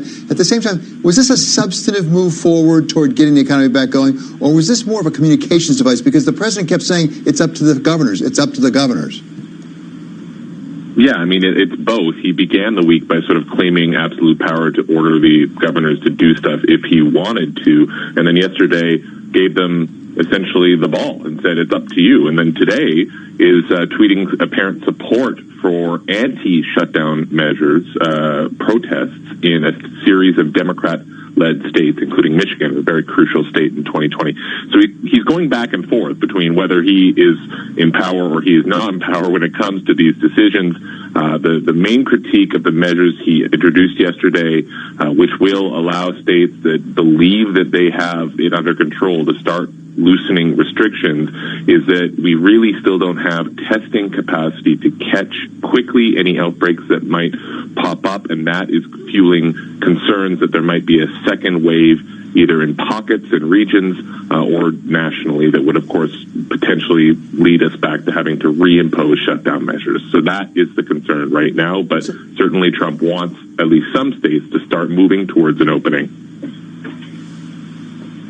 So the president doesn't talk that much about testing, but every single public health official we talk to says that is key. We have to be able to test to know whether we're going too fast, too far, so we can rein it back in and really control it again. Do we have a sense that actually the White House has their arms around the testing? I mean, do they know what testing really is available? Do they have a means, whether under the Defense Production Act or otherwise, to ramp up the test kits? There are calls from Democrats for them to use that DPA to ramp up testing, and the testing question is complicated. You know, for the one hand, we need to expand testing of people that we think might have it and people that have met folks that do have it. We're nowhere near having the capacity to do that right now. And there are all sorts of bottlenecks. Some places are short on swabs to actually, conduct the test. Some places are having bottlenecks in the actual processing of the tests. The other thing that we're really missing is antibody tests. If you're an employer who wants to safely bring your workers back into the workplace, you might want an antibody test to know who's had it, who has some resistance to it, is there immunity to it. These are questions we don't have. This is testing capacity we don't have. And so some employers, if they choose to open, are going to be rolling the dice because they won't really know which of their employees have had it and which have not. Another place where we don't have the capacity as of today is actually on getting some money into small businesses. They ran through that $349 billion rather quickly. There are plans to get it going up at the Capitol Hill, but that seems to be deadlocked. I understand Vice President Mike Pence is going to have a call with Democratic senators today. Is that about that funding issue, and where does that stand? Yes, absolutely. And for Republicans, it's a simple issue. They just want a straight top-up of that PPP money for small business. Democrats say, though, the program isn't working. It's skewing more to the bigger of the small businesses, if you will, the true mom and pop, the smallest of the small. They're complaining that they haven't been able to access this, and of course now it's tapped out of money. So the Democrats want changes on it. Chuck Schumer was on television this morning saying he and Treasury Secretary Mnuchin and Speaker Pelosi are continuing to talk on this. He says he doesn't know why they wouldn't be able to get a deal in the next few days, but it does look like it will take those next few days. So again, they want changes to it. Democrats say this program isn't working, whereas Republicans say the Democrats are holding it up and they should just do a straight top up and deal with other stuff later in a so-called Phase 4 aid bill. Okay. Thank you so much to Josh Wingrove, our White House correspondent down in Washington. And now it's time for Bloomberg First Word News. And for that, we go to Mark Crumpton. David, more and more U.S. homeowners aren't paying their mortgages. According to a report by Black Knight, nearly 3 million American home loans are in forbearance plans that allow delayed payments without penalty. The homeowners skipping payments because of lost jobs or income represented 5.5% of borrowers with $651 billion in unpaid principal. More than 20 million Americans have filed for unemployment in the last 4 weeks. The British government wants its money back for coronavirus tests that didn't work. Britain spent nearly $20 million on more than 3 million antibody tests at the beginning of April, hoping to find which people had been exposed to the virus. British officials had said they hoped the tests could be made available on Amazon and at pharmacies. The virus death toll in the UK has risen to more than 14,000. In Spain, the government reports more than 5,200 new cases of coronavirus. That's the most in a week. Spain has the world's second most extensive outbreak. Authorities say the country already has passed the peak. They're starting to focus on how to relax nationwide restrictions. Global news 24 hours a day, on air and on Quick Take by Bloomberg, powered by more than 2,700 journalists and analysts in over 120 countries. I'm Mark Crumpton. This is Bloomberg. David? Thanks very much, Mark. Coming up here, Amanda Glassman of the Center for Global Development is here to talk about President Trump's decision to stop funding the World Health Organization. That's next on Balance of Power on Bloomberg Television and on radio.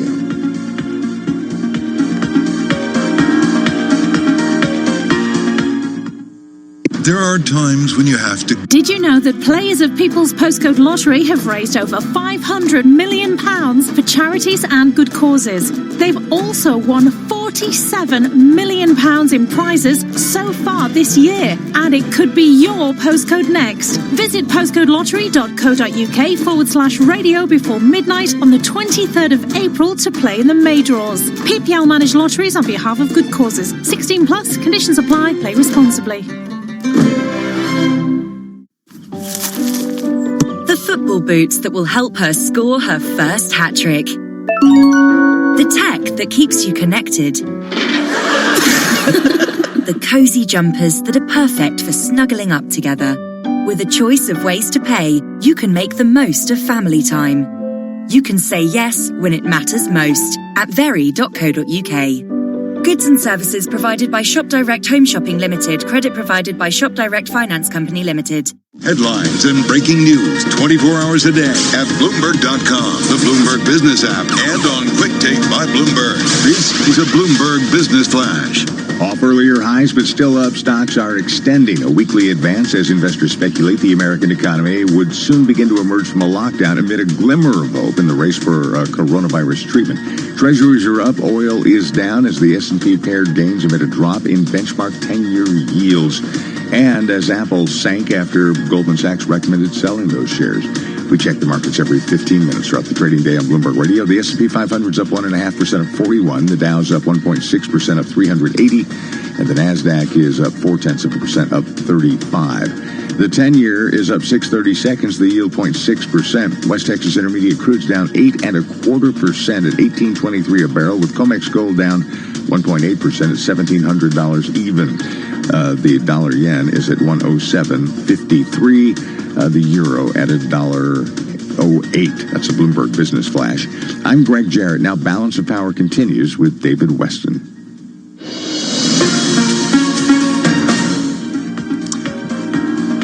This is Balance of Power on Bloomberg Television and Radio. I'm David Weston. As we said earlier, equity markets are up today, maybe because there's some encouraging news about possible treatments for the coronavirus, maybe because President Trump has an outline, at least, for getting us back to work. But whatever the case, Abigail Doolittle is here to explain exactly what the equity markets are doing. Well, it's certainly an interesting session for the financial markets on this Friday, and it does have a lot to do with those reopening plans or guidelines from President Trump. Now, what makes it so interesting is stocks in the pre-market were much higher, up 3.5%. Now we have the S&P 500 still solidly higher, up more than 1%. But it reminds me a little bit of buy the rumor, sell the news. So the plan or the idea of reopening, perception is everything. I think that traders hearing that word, really snapped up stocks very quickly. But in terms of those guidelines, there are certainly lots of holes, lots of timing ahead, and lots of uncertainties.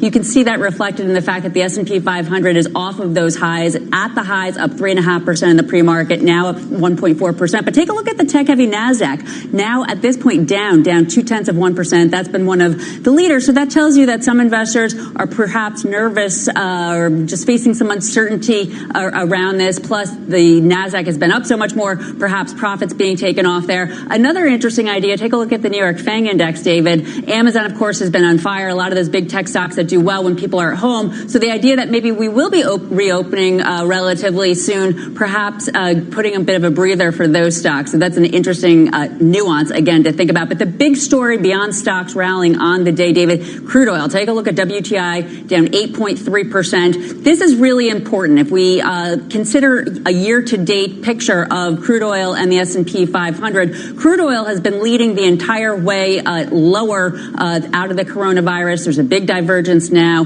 It's a barometer of the economy and of risk appetite, David. It could suggest that stocks may take a breather overall from the big rally they've had over the last couple of weeks, David. Okay, thank you so much to Abigail Doolittle for that report on the markets.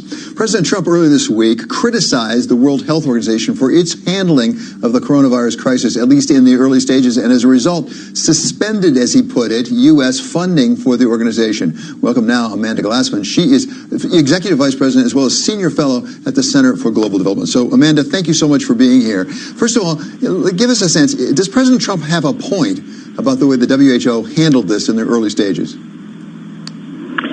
I don't think so. The World Health Organization really relies on officially reported data from its member countries. It has to ask for permission to enter countries and investigate outbreaks. And I think they reported to us what they knew when they knew it.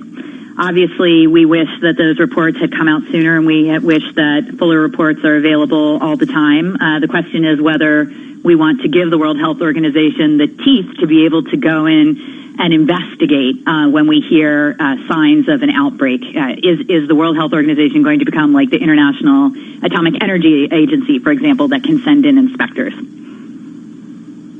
Yeah, so I want to come back at the end to talk about possible reform, but on the specific issue about what happened in the early stages, as I understand it, the WHO's main power is sort of naming and shaming, as it were.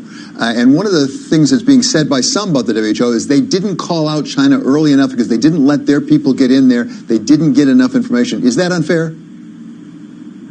I think it is unfair. You have to see what's going on the ground to be able to use data to give some view on what's going on. So I do think it's off. So give us a sense now, what is the significance of the U.S. defunding for some period of time? It's for a particular period of time, supposedly while there's an investigation. What does that do to the WHO operations right now today? So it's significant. The U.S. assessed contribution is about $100 million a year. We also have a number of voluntary contributions that we make through our U.S. Agency for International Development and our Department of Health and Human Services that has ranged between $270 million to $400 million over the past couple of years. So it is a significant piece of the WHO operational budget, and it will affect their ability to operate, particularly in the low and middle income countries, which have less capacity to respond to this outbreak. Amanda, as I understand it, WHO certainly is working on the coronavirus, but it has a lot of other programs, vaccination programs and things like that around the world. As a practical matter, what is it doing right now on coronavirus? How much of its activities are devoted to that? Will this interfere with its ability to help the world cope with this pandemic? It certainly will. It's a very expensive distraction at a really important time when all hands should be on deck to make sure, as you say, first, that in existing really important interventions like childhood immunization are sustained during this period. You know, if measles vaccination rates fall, that means kids will die. And the WHO plays a really important role in that, especially in sub-Saharan Africa. They also provide the technical guidance on pandemic influenza monitoring, on polio eradication. All of those things are super important for WHO. And so it's just a distraction at a time when they really need to focus on the mission. Getting past the distraction, if we can, I want to come back to something you suggested, which is possible reform of the WHO. What are the prospects that actually coming out of this distraction, as you call it, in the long run, we might have more teeth, I think was the expression you used, given to the WHO? Yeah, So as an intergovernmental organization, as you've said, you said that they could use their voice to name and shame, but it's actually very difficult for an organization that's owned by governments to name and shame. In the wake of the Ebola outbreak, the global community, the high-income countries for the most part, created something called the Global Preparedness and Monitoring Board. And the idea was that entity, an independent entity, could give some voice and could do the naming and shaming that was needed when governments didn't want to allow in official investigators. And so I'd like to see that Global Preparedness and Monitoring Board have some teeth, have a mandate, have a budget to be able to investigate these kinds of outbreaks and to call out countries before they're willing to make those official reports. It continues to be a problem. It was a problem in the Ebola outbreak, and it's a problem today. So, Amanda, you know this world so well, I mean, particularly the world of global public health. Is it possible that this may correct itself over time in the sense that other countries as well are now really turning their eye on China in a critical way? Europe really has some skepticism, some tough questions about what happened. Might this correct, for the future at least, countries' behavior such as China? I think in any kind of autocratic state, you need other ways to be able to understand what's going on than the official channel of reporting. And I always think of that pollution monitor that was on the roof of the U.S. Embassy in Beijing and how that really changed the conversation. It also changed China's policies in terms of, what was the air quality in Beijing day to day, creates an independent observation. And so and also in the same way that, countries have an official estimate of gross domestic product, but then banks and other entities, watchdogs, they assess GDP they do their own analyses of what GDP should be, what inflation rate should be. And we need that actually in global public health too. We need those independent monitors that let us know what's going on. Okay, thank you so much, Amanda. I really appreciate you being here to illuminate that for us. That's Amanda Glassman.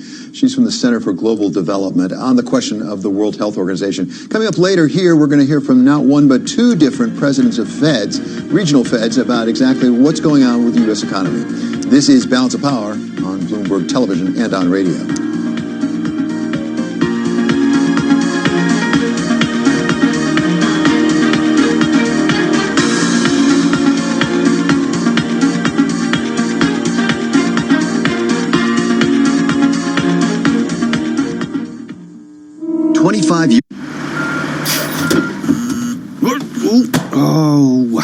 Just there, Dave. Smashing.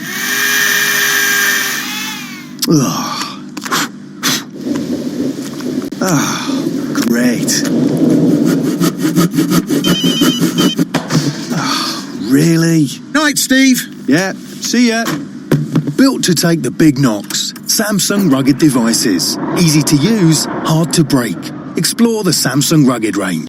Did you know that players of People's Postcode Lottery have raised over £500 million for charities and good causes? They've also won £47 million in prizes so far this year, and it could be your postcode next. Visit postcodelottery.co.uk/radio before midnight on the 23rd of April to play in the May draws. PPL managed lotteries on behalf of good causes. 16 plus, conditions apply, play responsibly. This is a message from the government about the emergency measures to support the economy during the period of disruption caused by the coronavirus. To help you, your business, and your workers affected, you can apply for cash grants, business rate holidays, statutory sick pay relief packages, as well as the coronavirus job retention and self-employment income support schemes. For information, go to gov.uk/business-support now. Okay, people, I've got the daily checklist. Who today has eaten dinner for breakfast? Tick. Started a chore you'll never finish? Tick. Done a conference call in your pajamas? Tick. Here's another for your list. BritBox. Streaming the BBC, ITV, Channel 5 and now Channel 4. All in one place and ad-free. So add BritBox to your list and get a 30-day free trial of the biggest box of British box sets. Search BritBox free trial. Tick. Biggest compared to other SVOD providers. Auto renews at $5.99 a month unless cancelled. T's and C's apply. Earlier today, our colleague Mike McKee talked to Cleveland Fed President Roy Mester about why the Fed is going to be investing in high-yield ETFs.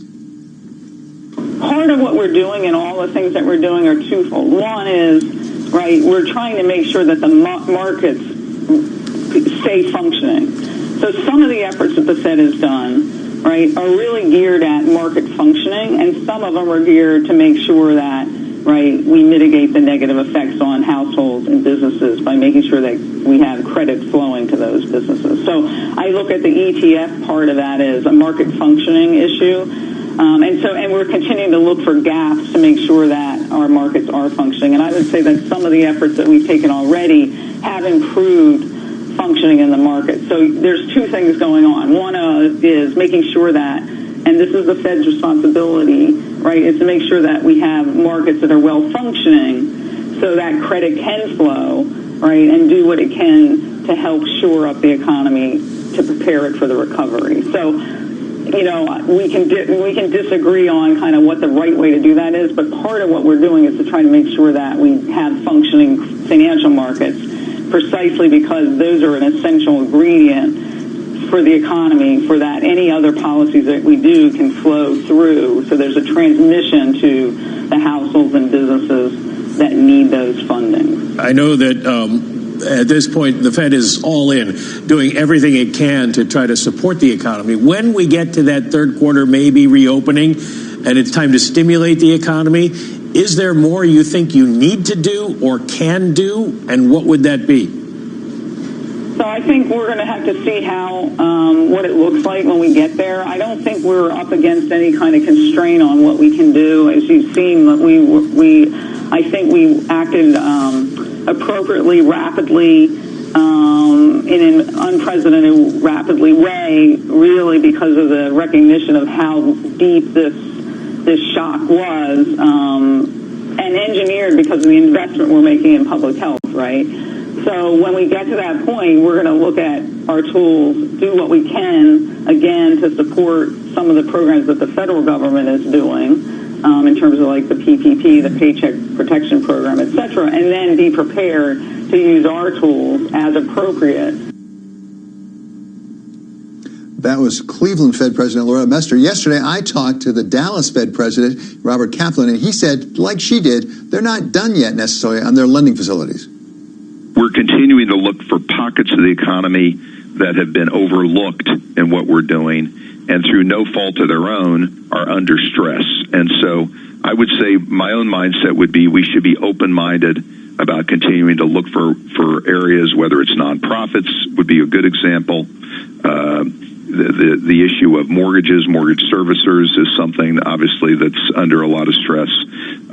What our goal is to have appropriate market functioning, and the other thing our goal is to keep intact to the maximum extent possible businesses and nonprofits that went into this healthy and only are under stress because of this situation, and we would like to do what we can to help them come out the other side and continue to function. So I think in that vein, I'd be open-minded about what else we might need to do.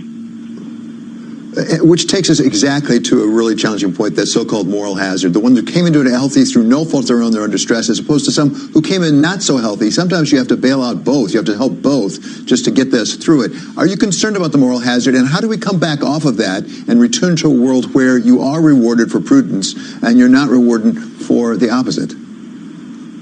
So I am concerned about that, and that's why on the corporate corporate bond program, we've sort of set a cutoff of I think March 22nd, March 23rd. If you were investment grade on that date, you're in the program. So that will include some fallen angels, i.e. companies that were investment grade but have been downgraded. We have said that we will buy high yield ETFs, but that's going to be in relatively small size, and it's intended to help market functioning.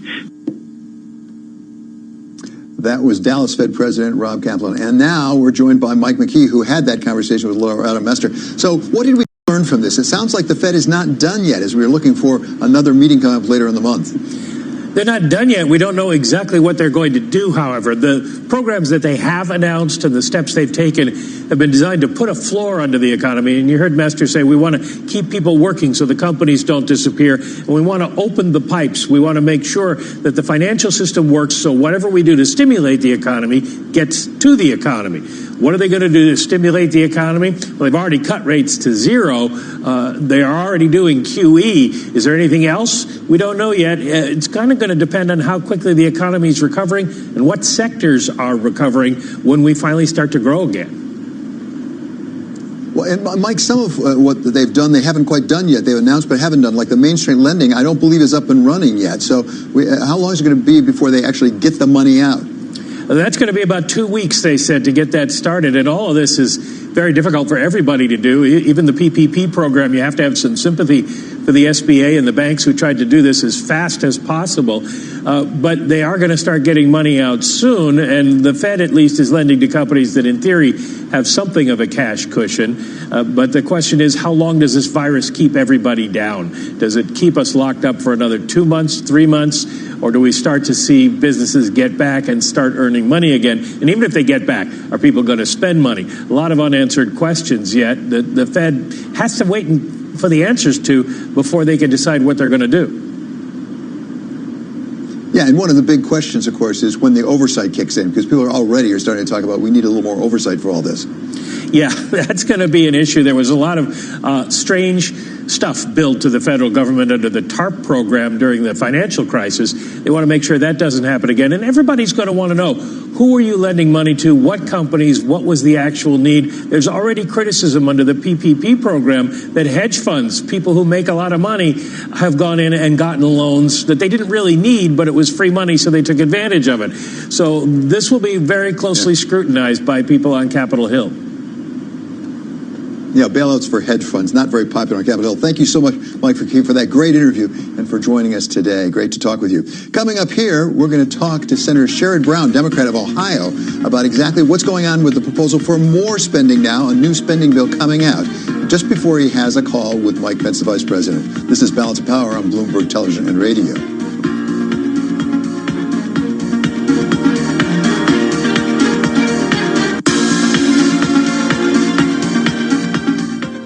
This is a Bloomberg Money Minute. U.S. stocks are up as investors see hope from drug makers and on plans to reopen the economy in stages. The Dow is up 375 points, NASDAQ up 41, S&P 500 up 40. Stock in Gilead Sciences are up 10% after a report said the company's COVID-19 drug is working. And the government is paying Moderna $483 million to develop and test its COVID-19 vaccine. It's now in a clinical trial. In earnings, Procter & Gamble saw double-digit gains as consumers scooped up its Charmin bathroom tissue and Bounty paper towels in the first quarter. And the one thing consumers are doing during the pandemic is streaming. Amazon says subscribers to its Prime service are up. So are orders for Roku and Netflix. Donna Wilson, Bloomberg Radio.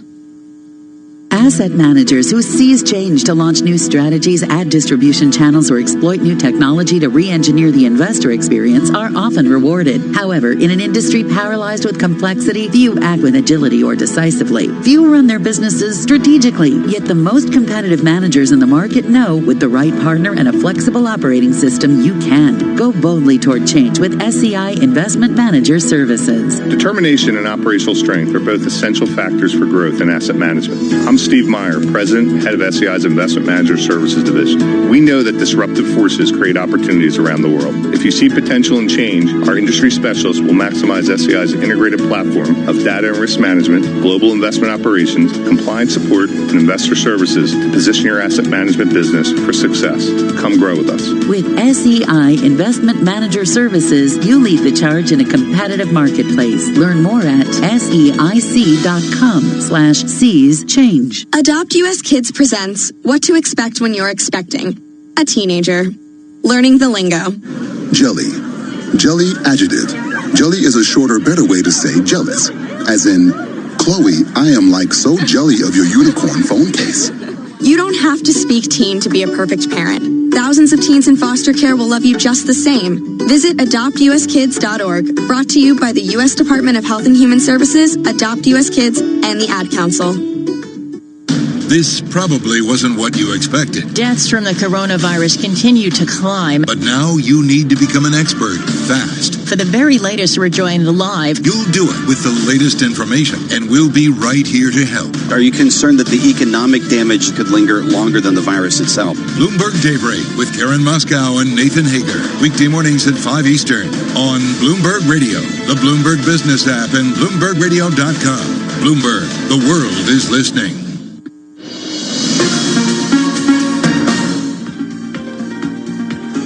This is Balance of Power on Bloomberg Television and on radio. There is something of a stalemate up on Capitol Hill over trying to re-up the amount of money being given to small businesses. They went through the $349 billion and they've run out. The question is, what more do they need and what should it go for? We are welcoming now Senator Sherrod Brown, Democrat of Ohio, who is going in the center of this. Actually, will be on the call with Vice President Mike Pence coming up in just about half an hour from right now. Senator, thank you so much for joining us. So there clearly is a need. I think everyone agrees there's a need to have more money for small business. So what is the hang-up at this point? Is it a question of what conditions you put on the extra money on going to small business, or is it other things such as hospitals and states? Well, we know, we recognize absolutely, and every Democrat does, every Republican does, that the need to help more, to help, to provide more to small business to help them. We don't want it just to be that, and we know that if Senator McConnell is able to get that, he may not come back and want to help with hospitals and state and local government and emergency assistance for people who might be on the verge of eviction. Food banks, food SNAP program, all of that, because the need is so great everywhere. A lot of us spend much of the day on conference calls with all kinds of people, from food banks to grocery store workers to bus drivers to veterans to seniors to banks, and I've talked to a number of community bankers too. And the need is everywhere. We want to do this. We just want to do it all together so that that we can reach out more than as much as the business community needs this help in small businesses. We want some changes in the program. We do see, as your story has said, that too many people that don't need it seem to have their hands out. And this administration also has a reputation of helping their friends, their special interest friends, even more than most politicians do. And so we want to do all that, but we can do it in a week if Senator McConnell would open the negotiations with us. Do you have to get it by unanimous consent? Because given the situation, social distancing and things, it's going to be hard to bring everybody back to Capitol Hill to get a vote. So do you have to have it by unanimous consent? Does that essentially make you hostage to any individual member? Well, it does that. I mean, you can point back, if you want, you can point back to the last vote was 96 or 98 to nothing, whatever the number was. The nothing is the key number, the zero. But I think you're right. If you go into negotiations and one outlier, a member of the Senate, and there are often a couple, especially the sort of far right of a generally very conservative Republican Party. You see that. But there are ways of doing it without bringing everybody back. To get a quorum, to do what we need to do that way. The House can figure out a way too. But the point is, let's start the negotiations now. I know Senator Schumer's talking to the administration, but I want Speaker Pelosi in it. I want Senator McConnell to do it. I want the Republican leader in the House, McCarthy, there. So it should be a basically five-way negotiation, and we all have let Senator Schumer, or the Democratic leader for Senate Democrats, the leader for Senate Democrats, we've let them know what we need, and each of us, and we hear from people all the time about what our states need. We trust the negotiations can work well then. They could wrap up in a week or 10 days. If we have to come back and vote quickly and leave, I don't want to expose my staff to it. I'm not going to get on an airplane again. People that I've been on one in about 4 weeks, I can drive because it's Ohio. But people west of the Mississippi have a pretty long trip. But I think there are ways of doing this, but it's got to start with McConnell actually wanting to start the negotiations, which he's refused to do. What are you hearing from your constituents back in Ohio? I'm hearing mostly, I talked to a group of people yesterday that you wouldn't necessarily think about. I talked to grocery store workers And they have all kinds of levels of concern about where they work and their exposure to the public, and they know that coworkers have gotten sick.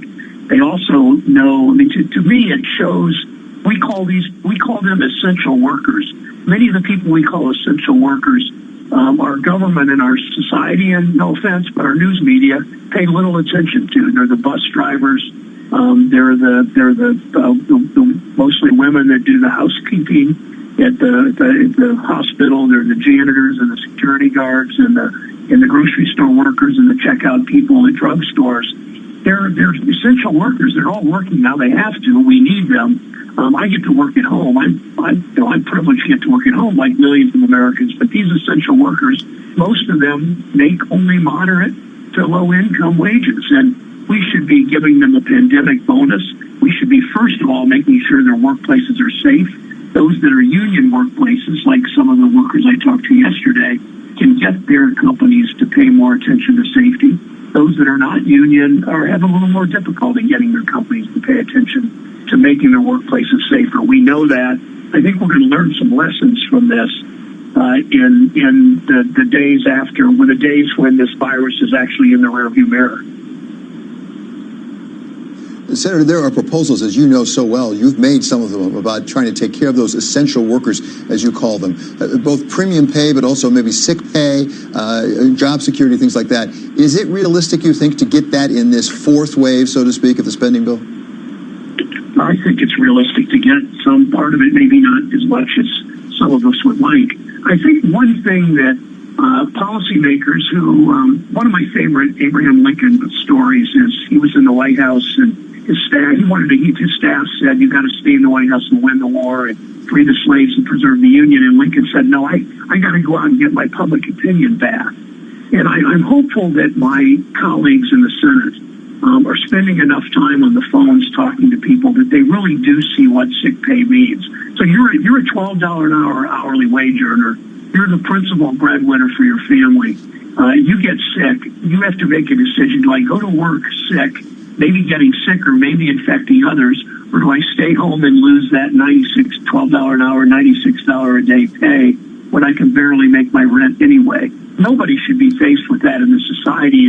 And we're hearing those, I think even the most dug-in, combative, conservative Republican is hearing enough of those stories that maybe they'll understand we really do need some long-term sick day policies and other things like that to protect this essential workforce. Yeah, and finally, Senator, talk to us about unemployment insurance, because there's a lot of money that's been appropriated for that. Is it getting to the people who need it? How's it working in your home state of Ohio? Well, it's the difference between this federal unemployment and state unemployment is most states have restricted unemployment only to, they shortened the number of weeks, they've reduced the benefits, the weekly dollar benefits, and they've also narrowed the definition of who's eligible. In our bill, which is $600 a week for people who are part-time, people who are gig workers, people who are self-employed, the woman that owns the salon or the guy that owns the barber shop, they are eligible now. That's going to make a huge difference in their lives, and I'm hopeful that we look at unemployment insurance the way that we should, that people that don't choose to but lose their jobs can get by on the amount they need, on the amount of what they need, what they're getting can get by on that amount. I'm hopeful we can extend that beyond July 31st, because it's clear to most of us that while this pandemic may have played itself out mostly by then, and a lot of people will at least start returning to work by that date. The economy's not going to be, President's comments notwithstanding, the economy's not going to be vaulted forward in a way that brings unemployment down to medium or low single digits. Right. Senator, really appreciate your time. We know you have a busy day today. That's Senator Sherrod Brown, Democrat of Ohio. And now it's time for Bloomberg First Word News. And for that, we go to Mark Crumpton. David, thank you.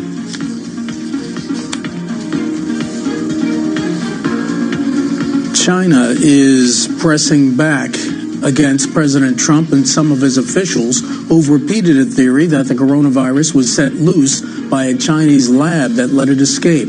China says the Trump administration is trying to shift the focus from its own missteps in dealing with the pandemic. A scientific consensus is still evolving, but the leading theory is that infection among humans began at an animal market in Wuhan, probably from an animal that got the virus from a bat. Russia is worried that the worst is still to come. President Vladimir Putin said today the country has not yet seen a peak of infections. He urged federal and regional officials to work harder to get ventilators, protective gear, and other necessary supplies. Russia has more than 32,000 confirmed coronavirus cases. More than 270 people have died. Japan's Prime Minister Shinzo Abe says more social distancing is still needed. Abe declared a state of emergency in Tokyo and other urban areas 10 days ago and says many people are following the guidelines, but not enough. Prime Minister Abe says Tokyo set a record of 201 daily increase of coronavirus cases for a total of almost 3,000, calling the situation, quote, severe. Japan has nearly 10,000 cases and 160 deaths. Global news 24 hours a day, on air and on Quick Take by Bloomberg, powered by more than 2,700 journalists and analysts in over 120 countries. I'm Mark Crumpton. This is Bloomberg. David? Thanks so much, Mark. Coming up, we have Jane Harmon of the Wilson Institute on dealing with national security in a time of a pandemic. This is Balance of Power on Bloomberg Television and Radio.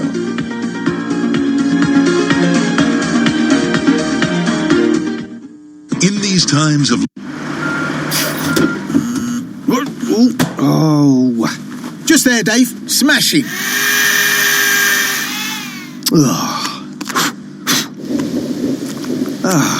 Great. Really? Night, Steve. Yeah, see ya.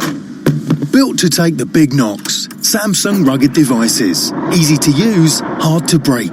Explore the Samsung rugged range.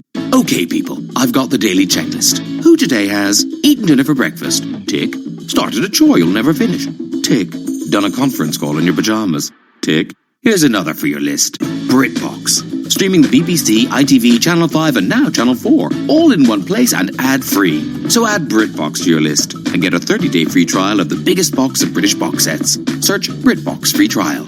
Tick. Biggest compared to other SVOD providers. Auto-renews at $5.99 a month unless cancelled. T's and C's apply. Where will 2020 take you? Somewhere where people care. About each other. About our planet. About creating a better world for everyone. And becoming the best versions of yourselves. Join a community of like-minded individuals at the University of Winchester.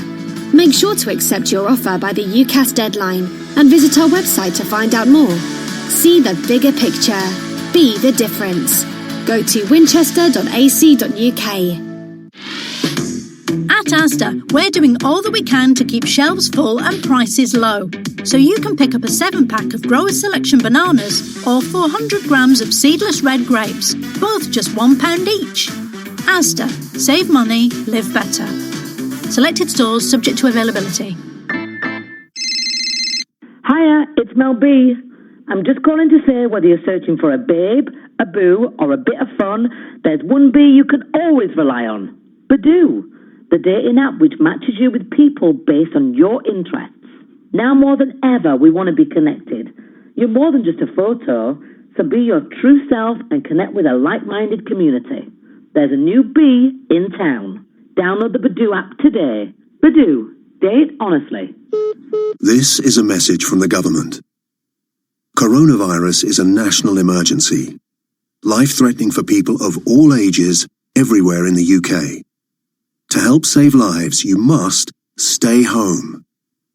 Only go outside for food, health reasons, daily exercise, or to work, but only if you cannot work from home.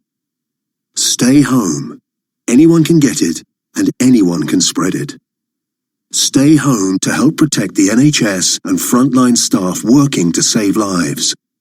Coronavirus. Stay home, protect the NHS, save lives. Be part of the college sports conversation on TuneIn. Hear the latest storylines around SEC football with the Paul Feinbaum Show. I distinctly remember when you were hired, and I must say most of us thought you were out of your mind.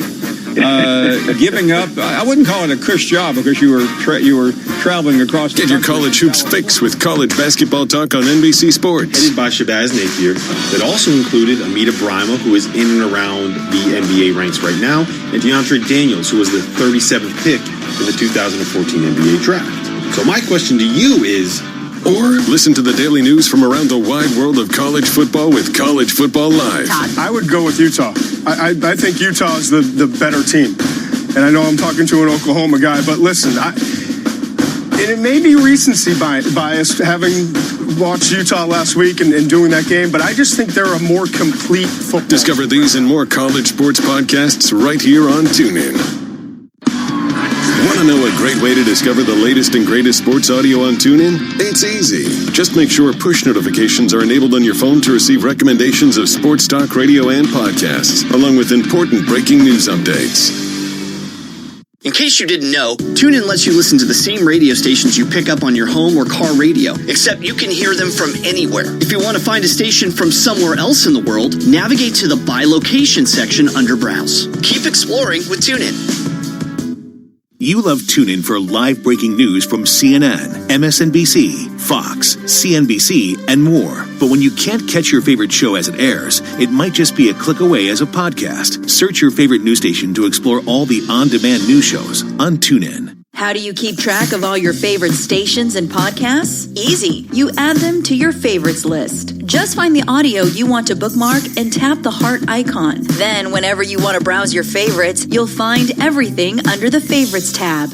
The NFL Draft is on TuneIn. Starting Thursday, April 23rd, ESPN Radio has you covered with live coverage, discussions, and analysis of every round. Be there when the future stars of the NFL find their home. And your team selects the players that will shape their future for seasons to come. Two different elected leaders at the moment, both claiming victory. So the government is really not functioning. Same kind of thing is going on in Israel. And so I worry that there could be a Taliban takeover of Afghanistan. I worry more, by the way, that the missile tests in North Korea and the fact that the Iranians are doing provocative actions against our vessels transiting the Persian Gulf could lead to some miscalculation. Well, what about that? Talk about Iran, which is, I guess, between Afghanistan and Israel. On the other hand, they basically have gunboats, as I understand, buzzing U.S. naval vessels in the Gulf. Yeah, that's exactly what they have. And it's not new behavior, but it just happened this week. 11 Iranian naval vessels buzzed 5 of our ships. This is according to U.S. Central Command. I don't think there has been a response. I don't think anyone was hurt. But let's remember that there also were attacks on 2 U.S. bases in Afghanistan following the drone killing of Soleimani, the head of Iranian intelligence. So it's not clear to me what our strategy is there. And I worry, again, about a miscalculation, something that would set off others in the Gulf. Iran is fighting the coronavirus just like we are. They've had a major incident. They have 73,000 cases and 4.5 thousand deaths. That's a higher number than some of the other countries you were just quoting, and yet they're doing this too. It's very worrisome, and I'm not clear what our strategy is. I also wonder, Jane, is there a potential that this will change the world's relations, not just U.S. relations with China?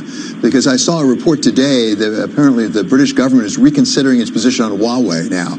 And there are various people in Europe, forget the United States, in Europe, who are saying, I'm not sure that we can trust China. Is it possible that China's relations with the world might be shifted because of this?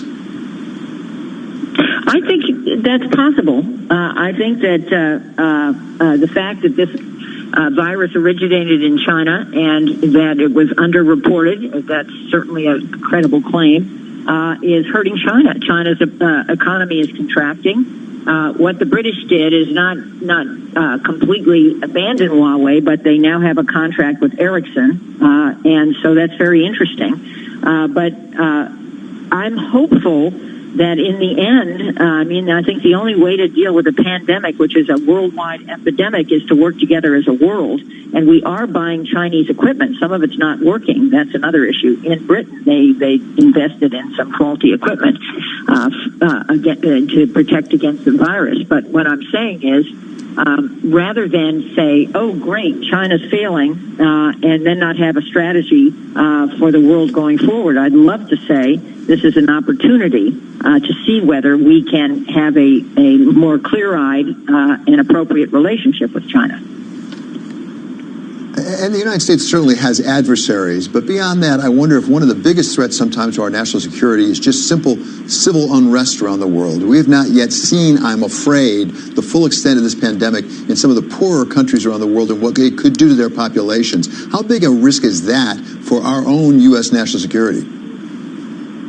I think it's a huge risk. The population of Africa is the fastest growing population. The number of people in Africa will double by 2050. And we were very helpful in Africa against the Ebola virus. And now it seems to me we're not doing so much. I mean, there is a possibility that through efforts both of the George W. Bush administration, supported strongly by Nancy Pelosi, this program we set up to help Africa could be used against coronavirus. But if it's not, what goodwill we generated will turn, and in addition to the humanitarian tragedy that could happen. So we need a worldwide strategy. Building bigger walls to keep people out is not going to fix the threat of a pandemic. And we're not going to stop travel forever between us and the rest of the world, and we're not going to stop all trade either. And so I, again, hope that we use this crisis as an opportunity, to quote former Mayor Rahm Emanuel, as an opportunity to figure out what needs fixing, starting with at-home infrastructure, et cetera, but also start figuring out what needs fixing in the U.S. Connection to parts of the world that should be our friends. Okay, Jane, thank you so very much for joining us today. Always a delight to have you on. That is Jane Harman. She is the president and CEO of the Wilson Institute. Coming up next here, we're going to have Richard Trumpkin. He's the head of the AFL-CIO. And what is his plan for getting the U.S. economy back to work? This is Balance of Power on Bloomberg Television and on radio. To be in the markets now, you need nerves of steel. I mean, we're not supposed to be hysterical. And Bloomberg surveillance. Let's just start with something extreme. What are you comparing this to? Tom Keene and Jonathan Farrell. Your call, your message to your clients on a morning like this morning. Weekday mornings at 7 Eastern. What are you doing to adjust your economic growth numbers? On Bloomberg Radio, the Bloomberg Business app, and BloombergRadio.com. Fiscal stimulus could really shake things in the months ahead. Bloomberg, the world is listening. Hope you enjoyed your meal. And I just want to say, he's lucky to have a brother like you. Lucky? Caring for my brother is far from easy. But he's a part of me, like my arms and legs, so I'll be his. No time for tired. Nothing can disable this love. He needs me, but I'm the lucky one, even though I need help now and then. If you're caring for a loved one, visit aarp.org/caregiving for care guides and community support for your strength. Brought to you by AARP and the Ad Council. Business is constantly evolving. Is your financial printer evolving to keep ahead of the curve? At Command Financial, we are redefining financial printing by providing industry-leading expertise, leveraging technology, and honing processes and best practices. Every day, Command helps SEC registrants, as well as members of their working groups, including securities attorneys and investment bankers, prepare, file, and disseminate regulatory and disclosure documents, such as registration statements, M&A documents, and mutual fund prospectuses and reports. Command provides a full range of services to help you effectively complete your deal, meet your disclosure requirements, and achieve your shareholder communications objectives. Visit our website at commandfinancial.com and learn how we're evolving, not only with the times, but also with your business requirements. Command Financial, redefining financial printing.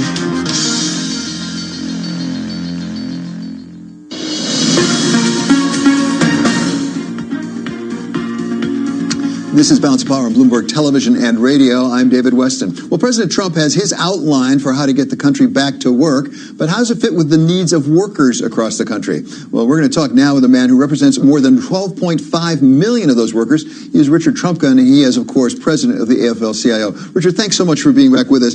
And I know that you have your own concerns and prerequisites even to get back to work. One of them is called the Emergency Temporary Contagious Disease Standard. Could you tell us what that is and why that's so critical?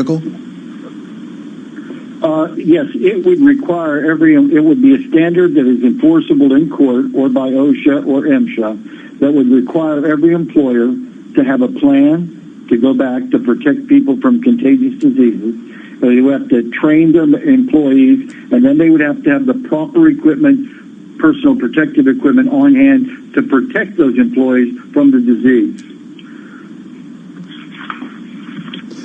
And you've been working with the White House, I know, on this. Are they open to this? Because I know in the past when you and I have talked, there have been some requests to OSHA, and basically the White House has not been as interested in that. Is it possible that the White House will incorporate this in their guidelines? Well, we sure hope so. We're going to make it part of CARE 2 and make sure that it gets done. Because, look, thousands of complaints regarding the coronavirus have been filed with OSHA and MSHA over the last couple of months. They've done virtually nothing with it because they have nothing to enforce. This administration did away with the standard, so there's nothing for them to enforce. So our point is strong workplace safety protections and standards have to be implemented, and they have to be enforced before the economy reopens, because lives depend on that, David.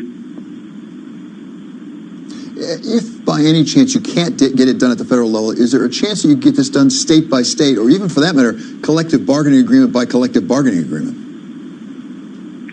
Well, that's possible, but unless you do it at the federal level, you'll have groups that are missed. For instance, public employees right now aren't covered by the standard. If we do a federal standard, we would cover those federal employees so that no matter what sector of the economy you're in, you're covered and protected, that you can be protected if you go back to work and not have to rely on just chance and luck. So a contagious disease standard, one thing you'd like to get in the next bill. What about the Worker Health Coverage Protection Act, which would actually give health care for those laid off? Well, there are 4 or 5 things that we think are necessary in the next CARES bill. Health care is important. You have 22 million people have lost their job in the last 4 weeks. We're approaching an unemployment rate of 20% right now. The highest we've ever had was during the Great Depression, and that rate was 24.9%. So we're bumping up against it. Those workers that are laid off also lose their health care in most instances. And so giving them health care or getting their health care paid through COBRA is absolutely essential, because during this pandemic is when they need the health care the most. So we're focused on that like a laser beam.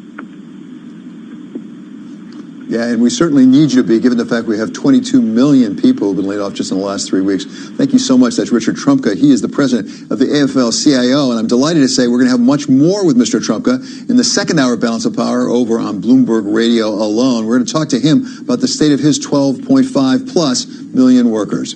And a programming note now, we'll have Wall Street Week on tomorrow, Friday evening at 6 p.m. Eastern Time and all through the weekend. Live from New York, this is Balance of Power on Bloomberg Television and on radio.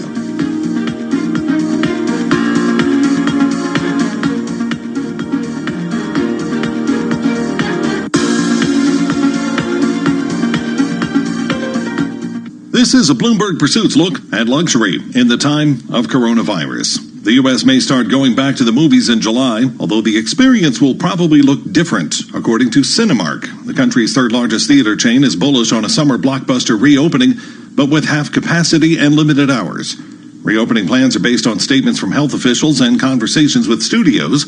And of course, if Warner Brothers still releases the new Christopher Nolan action film Tenet and Disney sticks to its new July date of Mulan. In the meantime, the world's richest person is getting richer as we all stay home. With Amazon's record stock climb, Jeff Bezos' net worth has reached over $138 billion. Bezos isn't alone. The Waltons have also seen their fortune up 5% this year.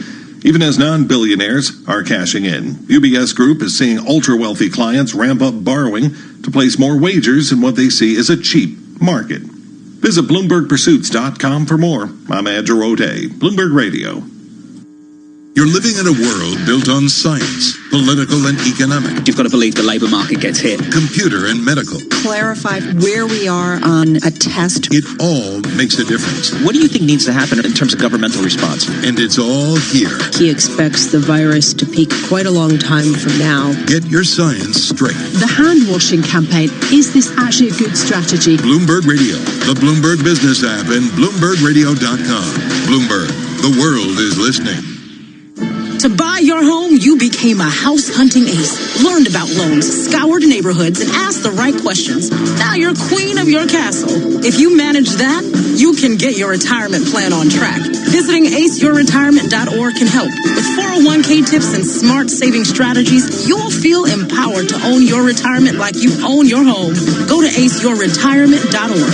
Because when it comes to clearing financial hurdles, you're an ace. Brought to you by AARP and the Ad Council. Imagine being denied an apartment because of your religion, or your race, or because you have children, or a disability. It's so wrong. Yes, but who has the power to stop this? You do. Each of us has the power. The law is on your side. It's illegal for landlords to discriminate because of race, color, religion, sex, national origin, disability, or familial status. If you suspect that you have experienced housing discrimination, file a complaint with HUD immediately so we can investigate it. Fair housing is your right. Use it. To learn more, visit HUD.gov/fairhousing. That's HUD.gov/fairhousing. Or call 1-800-669-9777. 1-800-669-9777. A public service message from HUD in partnership with the National Fair Housing Alliance. From the financial capital of the world, 24 hours a day at Bloomberg.com, on the Bloomberg Business app, and on Quick Take by Bloomberg. This is Bloomberg Radio. From Bloomberg World Headquarters, I'm Charlie Pellet. The Dow, the S&P, and NASDAQ all advancing on this Friday. Stocks extending a weekly advance as investors speculate the U.S. economy will soon begin to emerge from a lockdown amid a glimmer of hope in the race to find a coronavirus treatment. Treasuries climbed, oil tumbled again. Let's begin with crude, down 7.1%. West Texas Intermediate now at $18.44 a barrel, down $1.43. So an 18 handle now on WTI. Equities higher across the board now with the S&P up 49. That's a gain of about 1.8%. We've got the Dow up 453, up 1.9%. NASDAQ up 57. That's a gain right now of 0.7%. 10-year up 4/32 with a yield of 0.61%. And gold is down 1.8%, lower by $31 the ounce now at $16.86. Moderna shares soaring after getting $480 million in government funding for a potential coronavirus vaccine. Moderna shares surging 17.1%, and Gilead jumping on a report that a group of patients being treated with its experimental drug are seeing rapid recoveries. Gilead shares up now by 8%. Cantor Fitzgerald is shrinking its workforce, breaking with firms across Wall Street that vowed not to lay off employees during a pandemic that has unleashed the worst unemployment crisis in decades.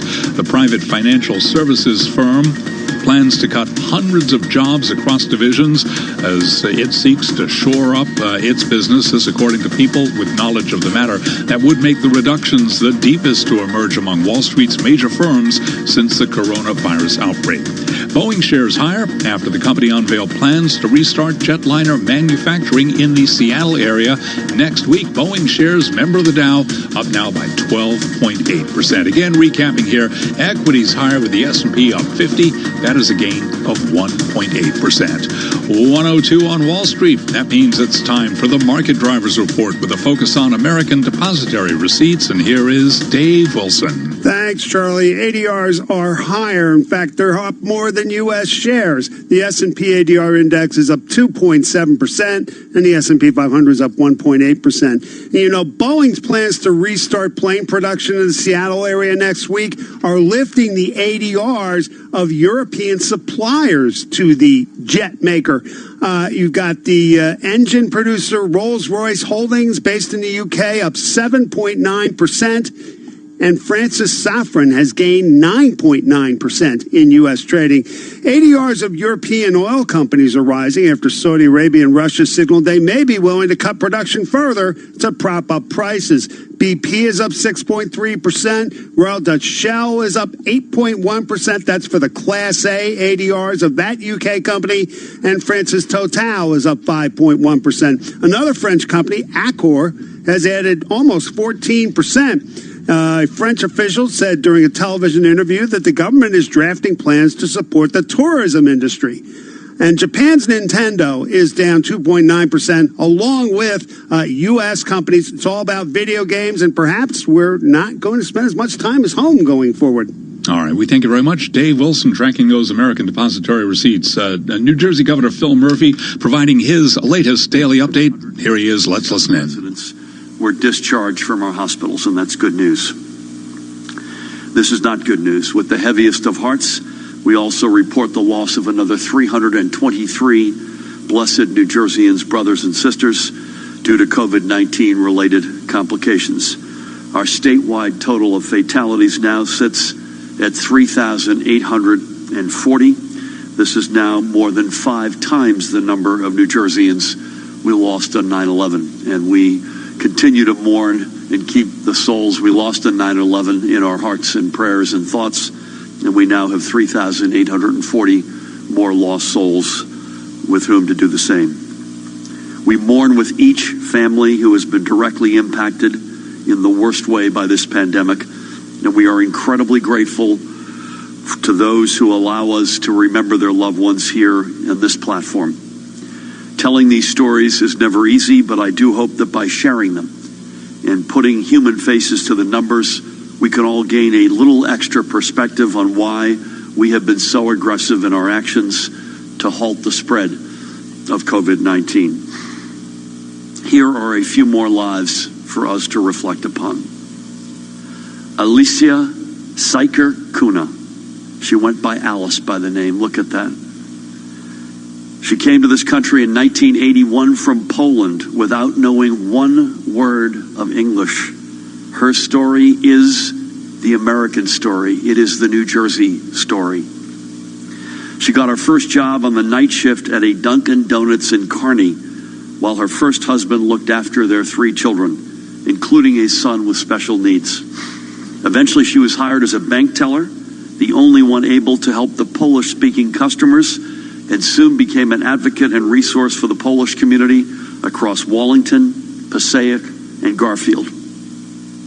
She rose up the ladder to become a bank manager, and after becoming suddenly widowed at the age of 42, she went back to school and became a certified tax collector and worked for the borough of Wallington for 10 years, and then as tax collector, chief financial officer, and school treasurer in Bergenfield. Alice suffered a stroke in 2011 and fought her way back to keep working, but her light was forever dimmed by COVID-19 on Monday. She leaves her husband Marion, her 3 children and 3 grandchildren, and a 4th on the way. More on that in a moment. And she has passed along her belief in public service, as 2 of her children currently work as a public school speech therapist and an assistant prosecutor, respectively. I spoke with her daughter, Maggie. We reminisced about her mom. Maggie is the one who's pregnant. She's got a son due on August 15th, which I reminded her as a Catholic is a holy day of obligation. I think that would be only appropriate and just. God bless you, Alice. You will be missed by your family for sure and by the rest of us in New Jersey. Robert Weber, there he is. God bless him, was a 15-year veteran firefighter with the Port Monmouth Fire Company in my hometown of Middletown in Monmouth County. He did more than just fight fires, though, and also served as a member of both the Middletown First Aid and Rescue Squad and the Middletown Fire Department's Air Unit. It probably wasn't a surprise that he chose this line of work, as Rob's family has retold their memories of him as a child chasing after fire trucks. Not everyone gets to live their dream, but Rob obviously did his. To honor him in the only way they could at this time, local responders organized a motor procession last night that headed out from the Port Monmouth Fire Department. To his wife, Danielle, with whom I spoke this morning, and needless to say, she is incredibly brokenhearted, and the entire Weber family, and the Middletown firefighting family, and the broader Middletown family, of which I am a member. I thank Robert for his service to his community. His soul and memories are in our thoughts and prayers. We will not forget him. And here is Quentin Wiest, lower right. When this photo was taken last Father's Day, Quentin was only 106 years old. When COVID-19 took him earlier this week, he had reached 107. He was born on October 29th, 1912, only a couple of months before my dad was born. And yes, he survived the flu pandemic of 1918. He earned a degree in engineering from the George Washington University in Washington, D.C., and embarked on a career that would see him rise through the ranks in the telecommunications industry with the Western Electric Company, the manufacturing side of the former Bell telephone system. Along the way, he married his wife of 56 years, Myrtle, with whom he is now reunited. They lived all over the country but settled in Ridgewood in 1975, and he called New Jersey home for the rest of his life. He was, among other things, an expert bridge player, even garnering a mention in the New York Times. He was an avid bowler and played golf right up until age 100. I suspect he would not have been happy with the fact that we have our golf courses shut had he been still playing. He volunteered for the Red Cross and in a local nursing home. He is survived by his and Myrtle's 3 children, daughters Myrtle Ann Cassover of Pompton Lakes, Paula K. Wiest of Manhattan, and son Quentin Wiest of Ridgewood. I spoke with Quentin earlier today and talked about his dad, and pretty extraordinary at all levels. His dad also leaves 5 grandchildren and 2 great-grandchildren with another on the way who is undoubtedly going to learn some great stories. Young Quentin, that's him in this photo, with his own son Quentin and his sons Theodore, so 4 generations of Wiests in that photo. Young Quentin, with whom I spoke, shared this summation, and I quote him: "When it came to life, he left nothing on the table. A remarkable life and a remarkable man." Amen. Just coming in here, I learned that I read that my friend Benji Wimberly, assemblyman from Patterson's cousin, passed, and I put 2 and 2 together and realized it was Councilwoman Ruby Cotton's husband, Ed, who also passed. And so I spoke to Ruby on the phone just before coming over here. I want to also give her and her late husband, Ed, a shout out from us to say that his memory, and she and Benji and the whole family are in our prayers and will remain so. Every life we mourn was of a remarkable person. We've been able to only bring a few of their stories forward, but each one leaves a legacy worth celebrating and protecting. And protecting them we will by continuing to wage our war against this disease that took these tremendous people from us. And in that, we must all come together, stay together, and keep working together. Every day I share this map, Mahan, let's get it up there, which shows how far we've come in slowing the spread of COVID-19. Again, the lighter the color of this map, the better. That means it's taking longer for the virus to spread. The darker it is, the worse it is. Just a few weeks back, the number of cases in each county were doubling within only a couple of short days, and it was deep red and dark orange. But because we, and I mean we, all of us, have been aggressive in our social distancing and making the tough decisions we've had to make to cancel public gatherings, close non-essential businesses, close our schools, and require us to all wear face coverings. And again, we all do that. We only take them off when we're speaking with you. Among all the other steps we've taken, those rates of increase have dropped dramatically. This is what we've been working toward and what we must keep doing. I know it's hard. I know it's not fun. I know it's going to be for a few more weeks at least. If you want to be mad at me or find someone to blame, go ahead. It's on me. But my number one goal, my entire focus is on defeating this virus and getting our state back to where we can responsibly reopen it. I gave an interview the other night, and a very dear friend of mine reached out and he said, you're missing something here. You talk about you closed the state, and I quote my friend, he said, COVID-19 closed the state. You just organized it. And he's a restaurateur, and he said, ask any restaurateur how business was for the 2 weeks before we officially closed. Ask a theater owner how sales were.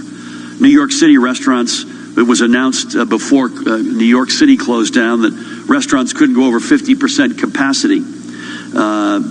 And he said that there were literally zero people coming to those restaurants. And the restaurateurs laughed at this edict because they couldn't even get to 20% because people were scared literally to death. And so this is, I'm quoting my friend, 0 people would come to the restaurant tomorrow if you allowed them to go out. And his point is a very good point. We need to have confidence that we've broken the back of this virus, that we have healthcare infrastructure in place as we begin to open our state back up. That will give people the confidence to say, you know what, it's okay to get back in. It's okay to go out again. It's okay to do the things that are being allowed. And again, we will not back off of breaking the back of this virus. And again, that's the order of events here. Break the back of the virus, have a full or as close to full healthcare recovery as possible, and only on the back of that can we have the economic recovery that we all so desperately want, including yours truly.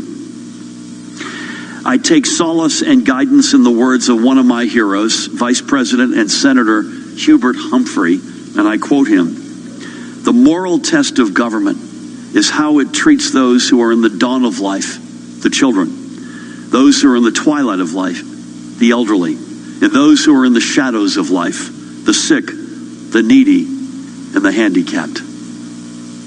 Those are words to guide us indeed. I want to give my dear friend Lou Stellato a shout out. He and I are co-chairs of the Hubert Humphrey fan club in New Jersey, I think. This is a moral test for us all. The last thing we can do is relax and get complacent. If we do, then that map before us will get bright red once again. And if that happens, our healthcare system, no matter how great a job Judy and Christina and their team do, their system will be swamped and countless people will die. It's really as simple as that. We pound that infection curve down. We pound down the number of hospitalizations. We pound down the number of folks who require intensive care. And thank God, please God, we pound down the amount of fatalities. Switching gears before we turn things over to Judy. We had a good video conference with the president and vice president and their teams yesterday, talking to about New Jersey Governor Phil Murphy on his daily news conference, live news conference, in which he gives us the statistics, the grim statistics about increased hospitalizations and deaths. And he does say we're making progress, that the rates have dropped dramatically, but it's terribly important we keep this up, even though it's difficult, for at least a few more weeks, as he put it. So that is Governor Phil Murphy reporting on the state of the virus in the state of New Jersey. In the meantime, it's not just the hospitalizations that really take a toll, but it's also a toll taken on so many workers across the country as they are unemployed. This week, we saw over 5 million more Americans lose their job, bringing the total to 22 million job losses over just 3 weeks. Richard Trumka's AFL-CIO represents over 12.5 million workers across the country, and he stayed with us patiently from the first hour of Balance of Power. So thank you so much, Mr. Trumka, for staying with us. Give us a sense of the state of play with your workers. How many of them are unemployed? How are they making out? Well, we actually have two groups of workers we're concerned about. We have some members, our members that are working day and night, and their concerns obviously are to stay safe. to stay healthy, to get the proper protective equipment that they need, and to get the proper testing that they deserve to stay on the job and stay safe. The second one is those people that are unemployed. As you said, we're approaching 20% unemployment rate right now, David. To put that in perspective, the highest unemployment rate we've had since World War II was 10.8%, so we're nearly double that. And the highest unemployment rate we had in the Great Depression was 24.9%, and we're approaching that. Those workers are not only concerned about the loss of pay, their loss of their future, but they're also concerned about the loss of their health care. When they're off the job, they potentially lose their health care at a time when it's most needed. So they're anxious, they're nervous, they're wanting to get back to work, but they don't want to get back to work in front of sound science and worker safety. So, Richard, we've had 3 bills so far out of Congress, and a 4th one we hope is on the way. Give us a sense about what you need from the 4th round of spending from the government for both of those groups of workers, both the people who are on the job and working themselves really around the clock but need protection, and also those who are out of work. Well, David, we have what we call America's 5 economic essentials for CARE 2. The first one is keep frontline workers safe. That's going to require a massive increase in protective equipment for workers on the job and those that are coming back, and a massive increase of reliable rapid testing. The second thing is keep workers employed and protect earned pension checks. Those people that lost their pay, we want to see that pay continued. And then there's 35.5 million members or people out there who get their pension checks from multi or single employer pension plans. Those plans are in danger. They were not touched or helped in the first plan. The second thing is, or third thing rather, is keep state, local governments, public schools, and the Postal Service solvent and working. We need all of them. They are all stressed. They are all hurt by this pandemic. We need to help them. The 4th is keep America healthy, and that is protect and expand health insurance for all workers, unemployed workers, and those that don't have the coverage. And the last one is keep America competitive, hire people to build infrastructure. As we come out of this, we're going to need long-term projects to stimulate the economy. Rebuilding our infrastructure is not only smart, it helps us stay competitive, but it will put people back to work and help the economy grow. Richard, do you have any way of judging, even if it's just almost a guess, how much what's been done so far has helped? I mean, we did disperse $349 billion to small enterprises pretty quickly, much more quickly, I think, than most people expected could be done. Yeah, it has had a positive effect. It hasn't allowed the economy to drop to the floor. Because remember, unlike past recessions, this wasn't a lack of demand that caused this recession. This was actually a lockdown. So it just got shut down very quickly. The money going to individuals is going to be used. Hopefully it gets there. There's been some snags. It hasn't gotten to them. You saw all the money to the small businesses has already been utilized. That needs to be replenished because small businesses truly are hurting right now. And then you had the money to the big businesses, and they're just starting to get through that. Hopefully it will keep people on the payroll.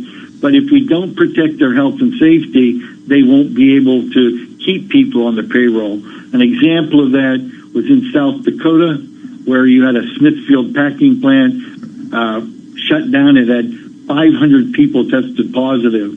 So even if we try to keep them on the job, if we don't protect their health and safety, we won't be able to keep them on the job. And that's why it becomes so important to have standards in place that are enforced and personal protective equipment in place and testing in place. And Richard, finally, what are you seeing in corporate leadership? Are some corporate leaders really stepping up to the plate and saying, I really care about my employees and I need to keep them long term, as opposed to, I've just got to get through the next week and I may have to lay off a lot of people? We're seeing some of both.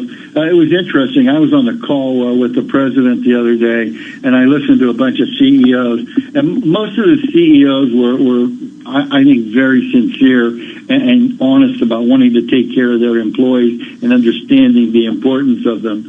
They talked about the need for testing. They talked about the need for protocols. They called them more enforceable standards. There were a couple that were totally disingenuous. There was one person on the call who said that we need to, if you want to get people back to work, we need to absolve employers of all liability for putting people back to work. Now think about that for a second, David. Instead of figuring out ways to keep workers safe, this guy wanted to destroy all incentives to keep them safe by saying you're totally absolved of liability. We just have to eradicate that kind of thinking from the American public. Well, we certainly have to keep our workers safe as we bring them back. No question about it. Richard, thank you so very much for being with us and for your patience in staying with us. That's Richard Trumka. He is the president of the AFL-CIO. And now it's time for a market check, and for that we go to Charlie Pellet. All right, thank you very much. And here's what's going on, David Weston. Stocks higher across the board. Yes, on track for a winning week for the Dow, the S&P, and NASDAQ. Here's where we stand. I'll give you the numbers first, tell you the why in just a moment. S&P up now by 49. That is a gain of 1.8%. The Dow up 457 points this Friday, up 1.9%. NASDAQ up 48. That is a gain of 0.6%. Bottom line, stocks extending a weekly advance as investors speculate the U.S. economy will soon begin to emerge from a lockdown amid a glimmer of hope in the race to find a coronavirus treatment. Moderna, for example, surging 15.2%. We've got Gilead up now by 7.5%. Treasuries climb with the 10-year up 7/30 seconds. The yield there 0.60%. Gold retreating by 1.9%, $16.84 the ounce, and another drop for West Texas Intermediate crude, down now by $1.71 a barrel at $18.16. That's a drop for WTI of 8.7%. I'm Charlie Pellet. That, David Weston, is a Bloomberg Business Flash. Thank you so much, Charlie Pellet. From New York, this is Balance of Power on Bloomberg Radio. While many of us are now working from home, there's a large group of workers whose jobs are essential but cannot be done remotely. Things like healthcare and grocery and janitorial workers. The Service Employees International Union represents many of these workers, and we welcome now its president, Mary Kay Henry. So, Ms. Henry, thank you so much for joining us. Give us a sense about what these essential workers really need. What do we need to do for them in this really extreme crisis? Well, the number one demand, David, that we're hearing since the beginning of this crisis is the need for personal protective equipment, masks, gloves, gowns, disinfectant and cleaning equipment are critical. And we've had fast food workers who've been infected, one of whom we mourned the death of just yesterday. A nursing home worker, I just wrote a sympathy letter to the local union in Detroit where a 30-year nursing home worker lost her life because we believe the lack of preparation in the nation and the lack of employers' access to the personal protective equipment that's needed. And there's stories I can tell you for the rest of our time together in airports, in grocery stores, in public services where we have unemployment claims processors going into work because they can't work remote in order to process an unprecedented number of unemployment claims in this moment. Do you have a sense that the government understands this need for personal protective equipment, not just for health workers? There's been a lot of talk about that. It's been a really important problem to address. My sense is that is getting somewhat better. Does the government understand the need to go beyond the people who are the first responders? Yeah, I think some governors and mayors have been incredibly clear about the need for that for the past 2 months. The biggest failure of leadership has been at the federal level, where the president has refused to use his authority to put somebody in charge to produce, procure, and distribute the billions of pieces of protective equipment that we need. And so we're in a situation where states and employers together are scrambling to procure from the international supply chain and to try and redeploy manufacturing to produce things on a kind of patchwork basis. And it's thanks to the cooperation between governors that we're meeting the need. but it would be so much more effective and efficient if the president was willing to exercise his executive authority and put somebody in charge so that we could get to the scale that's required to protect every worker. I have to tell you, David, I'm just both outraged and heartbroken at the same time when I hear about workers being needlessly exposed, infected, and then because of lack of access to health care, dying. It's just wrong. We are a good nation. I think we have government leaders, industry leaders that want to share responsibility to protect the long-term health and security of every worker in America.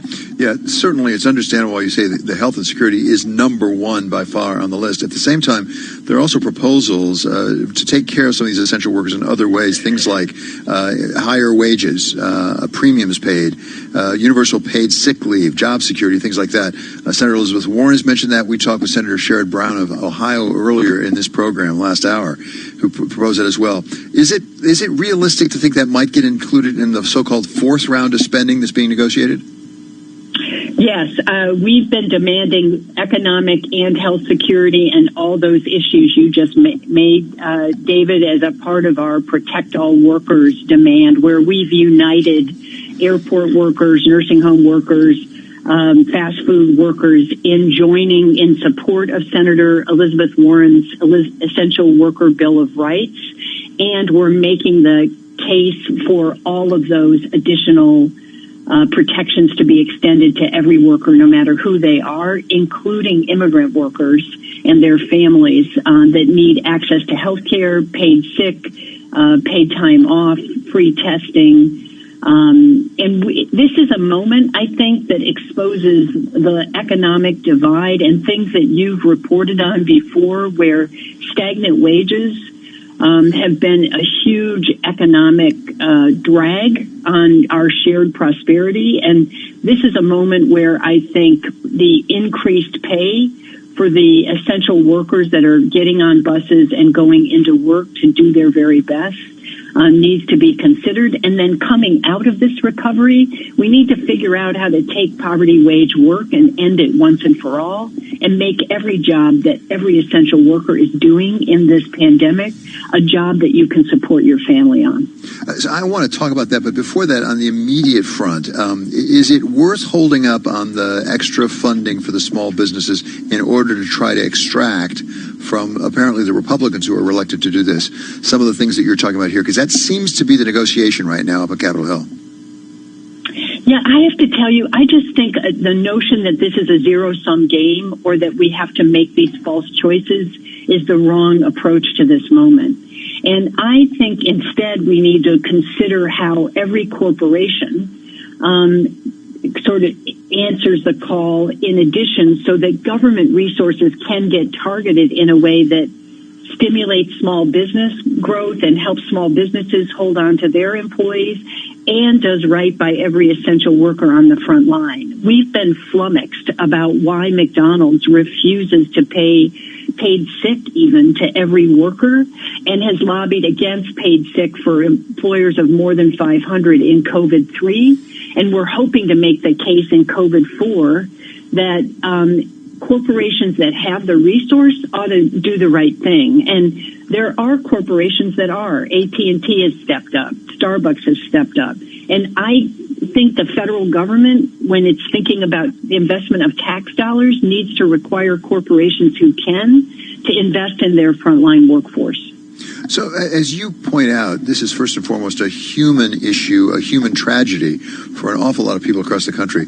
But let's talk about the larger issue about the relative weight of bargaining from labor versus management.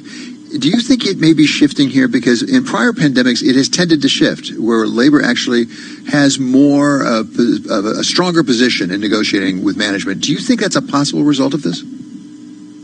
We hope so. That is why we are organizing to demand to protect all workers, why we have gotten increased calls from healthcare workers all over the country who want to join together and bargain as a union with their employers.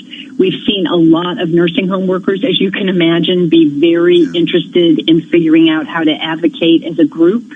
with their employers, and we've seen interest by some governors to use the janitorial bargaining we did that extended protections on health and economic well-being to the janitors that we bargained for to every janitor in the state, because it's sort of common sense economics to invest in the front line, because it helps governors achieve the goal of bending the curve and flattening it, while also protecting the most vulnerable, who, if we don't choose to invest in that, David, as a nation, we're going to continue to have to manage more outbreaks than is necessary. And those are the shifts that I think are empowering more workers to come together and bargain. Yeah, Mary, I really appreciate your time today. I hope you'll come back and give us another report soon. That is Mary Kay Henry. She is SEIU president. And now, for a market check, we turn to Charlie Pellet. All right, thank you very much, David Weston. Here's what's going on. Just want to update you. Boston Mayor Marty Walsh will be speaking shortly. We'll have that for you live right here on Bloomberg Radio. But here's where we stand in terms of U.S. markets. Higher across the board. Stocks extending a weekly advance as investors speculate the U.S. economy will soon begin to emerge from a lockdown amid a glimmer of hope in the race to find a coronavirus treatment. Couple of companies flying high today. For example, Gilead, its shares up 7.8%. And also we have got Minerva. It is moving higher now. Ticker MRNA. It is moving higher right now. Shares of that company, they are pushing higher right now by 16%. So the Dow, the S&P, NASDAQ, all advancing. We've got the 10-year up 5/32. The yield there 0.60%. Also, gold is down 1.8% right now, and we have got gold moving lower. Gold is down now by 1.8%. West Texas Intermediate crude dropping 8.1% right now, $18.25 a barrel. Just want to clarify the name on the biotech firm. It is Moderna. Its shares, again, Moderna, up now by 16.2%. The index of leading indicators posted a record decline as a senior Fed official warned of a sluggish economic recovery from the pandemic. And with that story, here's Bloomberg's Vinny Del Giudice. The leading indicators, a crystal ball on the economic outlook, dropped 6.7% in March, the biggest loss in 6 decades of data. We're used to monthly moves of less than 1%, like February's 0.2% dip or January's 0.4% gain. The data follow remarks from New York Fed President John Williams, who said he doesn't see the economy regaining full strength this year. Vinny Del Giudice, Bloomberg Radio. Boeing shares surging after the company unveiled plans to restart jetliner manufacturing in the Seattle area next week, ending a shutdown that began last month. And now let's take you live. Here's Boston Mayor Marty Walsh. Thank all the officers as well as first responders here in Boston, throughout part of Eastern Mass, for the send-off held yesterday for Officer Jose Fontanez in passing his body to the funeral home. We continue to mourn his passing, and our prayers are with his family, and we stand with the first responders, healthcare workers, frontline workers at this time. I don't have updated numbers for today in Boston, but I will go over the latest numbers that we have. As of yesterday, there were 32,181 cases in Massachusetts. That was an increase from 2,263 from the day before. The numbers of deaths statewide in total was 1,245, up from 137 from the day before. As of yesterday in Boston, the cases were 4,763. That's up 235 from the day before. Deaths were 122, and that was up 17 from the day before. For people that want to get the latest information broken down, including demographic data, both cases and people who have lost their life, you can go to boston.gov/coronavirus to get the information that we have. We're also releasing another weekly report later today with new neighborhood breakdowns. What we continue to see is people under 40 make up the highest percentage of positive cases in the city of Boston. So I just want to continue to stress to every single person that's at risk for getting ill or passing on the virus. Every single person needs to continue to practice social physical distancing. We're at a critical period of time. Our numbers continue to surge, and they're not expected to peak until the end of the month. That means that we have to do everything we can during every single day, because every single day counts to flatten out the curve, conserve our medical resources, and allow our healthcare professionals to do their life-saving work. We're asking everyone to keep doing the right thing by staying home, washing hands with soap and water as often as possible, covering your face when you go out, whether it's a mask or a scarf or a bandana or just a T-shirt.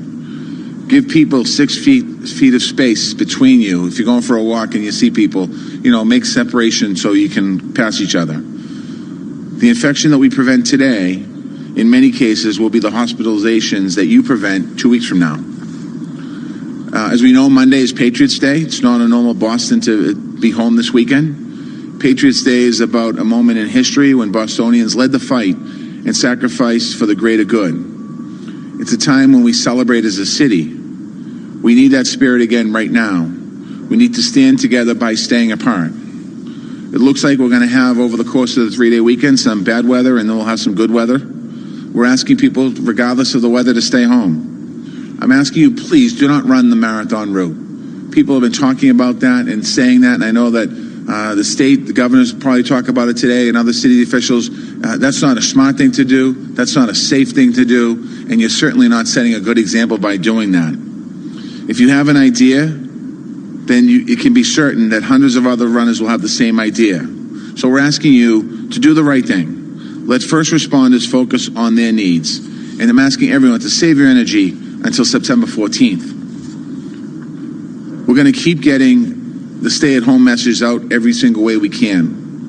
And we're going to continue to targeting the places where data shows us that more outreach is needed. We are mobilizing all of our resources in that work, our physical resources, our human resources, and our community responses. We have nearly 200 digital and print billboards up across the city. We've delivered literature in multiple languages to every home in the city of Boston. We're calling close to 80,000 seniors twice a week with a message in 6 different languages. This weekend, we're launching new tactics to get the message out in the places that we know are the hardest hit. We're sending out 7 sound trucks. These 7 trucks, city truck mounted speakers, will be delivering and driving through the neighborhoods where the cases are the highest. You'll hear them in Hyde Park, in Mattapan, Dodge Street, Boston, and Roxbury. They'll be broadcasting a message in 7 different languages depending on the community. English, Spanish, Haitian Creole, Vietnamese, Arabic, Somali, Cabo Verde Creole. We've also begun phone banking small businesses. We're using the network that our small businesses has built to reach our small markets. We're providing posters in multiple languages that ask customers to cover their face and practice social distancing. We're also increasing signage around the city. The signs that the Parks Department put up at playgrounds, we're also putting those on street signs and other infrastructure. We're planning another literature delivery in multiple languages.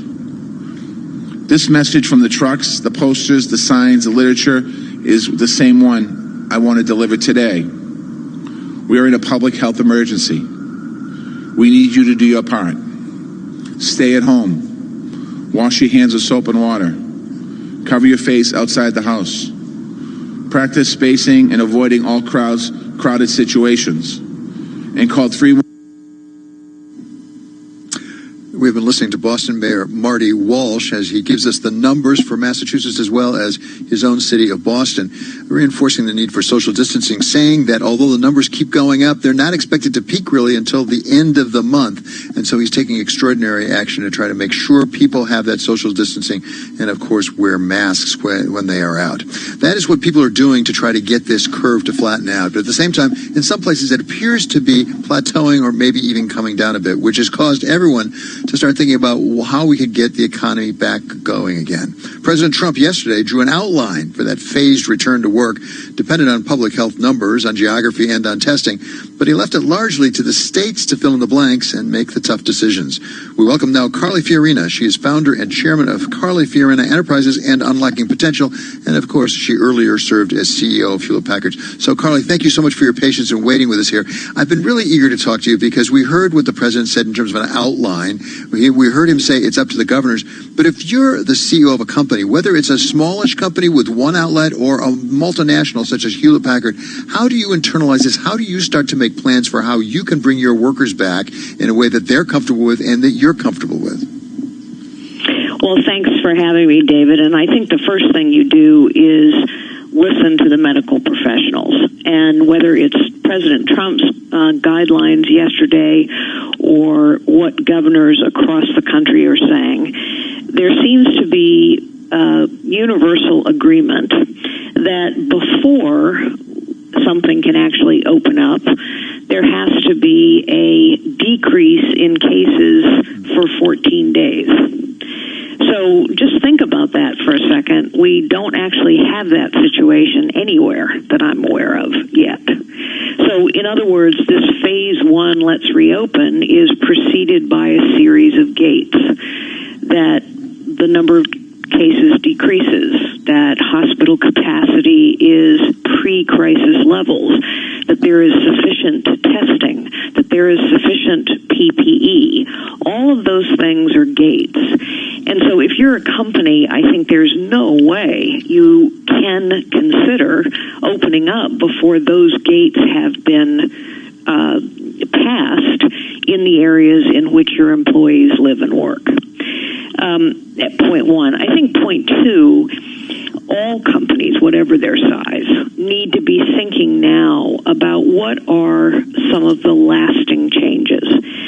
9/11 was 19 years ago, but we still take our shoes off in an airport, and we're used to metal detectors, and we're used to having bags searched.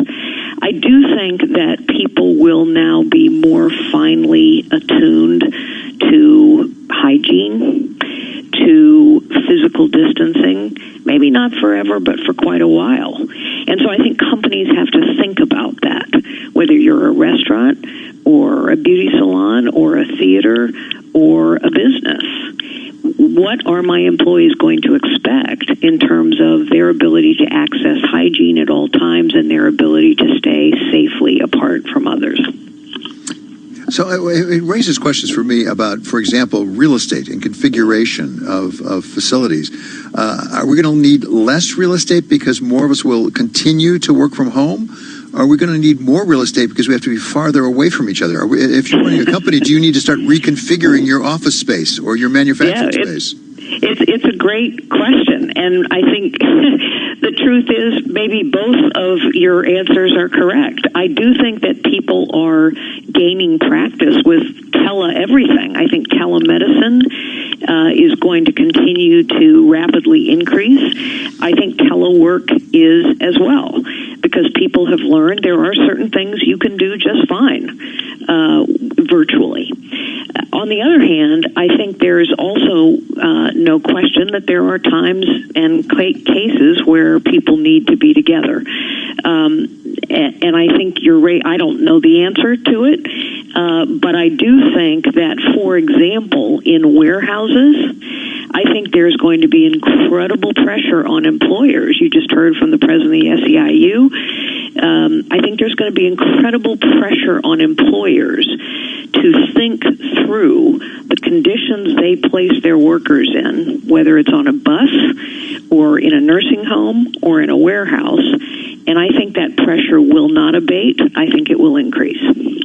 I also wonder, Carly, if you have to start thinking about reconfiguring your C-suite. Is there a chief medical officer now with the staff? Because we're going to have to be staffing. I think we're going to have to be buying things like electronic thermometers and all kinds of PPE equipment and things like that to have at least available on site. Yes, well, I think that's right. One of the things that happened, not every company can afford having their own chief medical officer, but I think any company of any size will have to think through, where do I get access to medical expertise on a regular basis, and how can I direct my employees to seek medical advice when they need it? So I think there are going to be relationships at the very least that are formed, for example, with local community hospitals or whatever. I'm reminded of the fact that after 9/11, every company, regardless of size, sort of got their disaster recovery plans in place, and everybody in a business of any size knew what to do when the next terrorist attack occurred. Just like in certain parts of the country, everyone knows what to do when there's a hurricane warning or a tornado watch that's issued. I think the same will be true of medical conditions. How do we spot a spike? What happens when the next virus rolls around?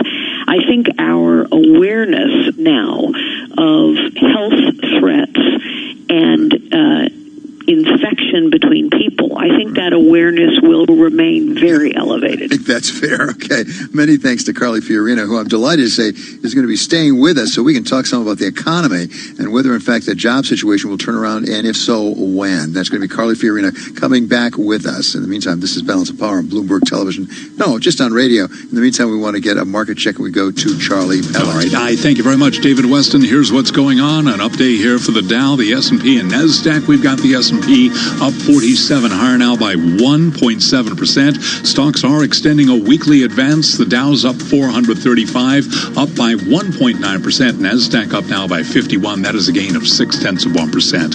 10-year up 5/30 seconds with a yield of 0.60%. Gold is down 1.7%, $16.88 the ounce. And West Texas Intermediate crude is down by 8.8%, $18.13 a barrel. Investors speculating the U.S. economy will soon begin to emerge from a lockdown amid a glimmer of hope in the race to find a coronavirus treatment. Speaking of which, shares of Gilead, they are pushing higher now by 7.4%. Also, we have got shares of Moderna Inc. pushing higher by 13.7%. So, bottom line, S&P on track for a second week of gains. I'm Charlie Pellet. Balance of Power continues, the Friday edition. What a week. Once again, here's your host, David Weston. What a week indeed. Thank you so much to Charlie Pellet. We're delighted to say that we're back now with Carly Fiorina. She's the founder of Carly Fiorina Enterprises and Unlocking Potential. And Carly, I want to go broader now and talk about the economy overall. We've had some economic numbers this week that have been, I think it's fair to say, dismal. Retail sales, factory output, jobless claims going up another 5.2, I think, million people. 22 million people in 3 weeks have been put out of their jobs. Do you have a sense of what a recovery is going to look like at this point? We talk about V's and L's and W's, all sorts of things. Do you have any sense of where this is going? Well, I don't think, honestly, it's going to be a V, David. Among the many economic indicators, of course, was the set of leading economic indicators, the largest plunge on record.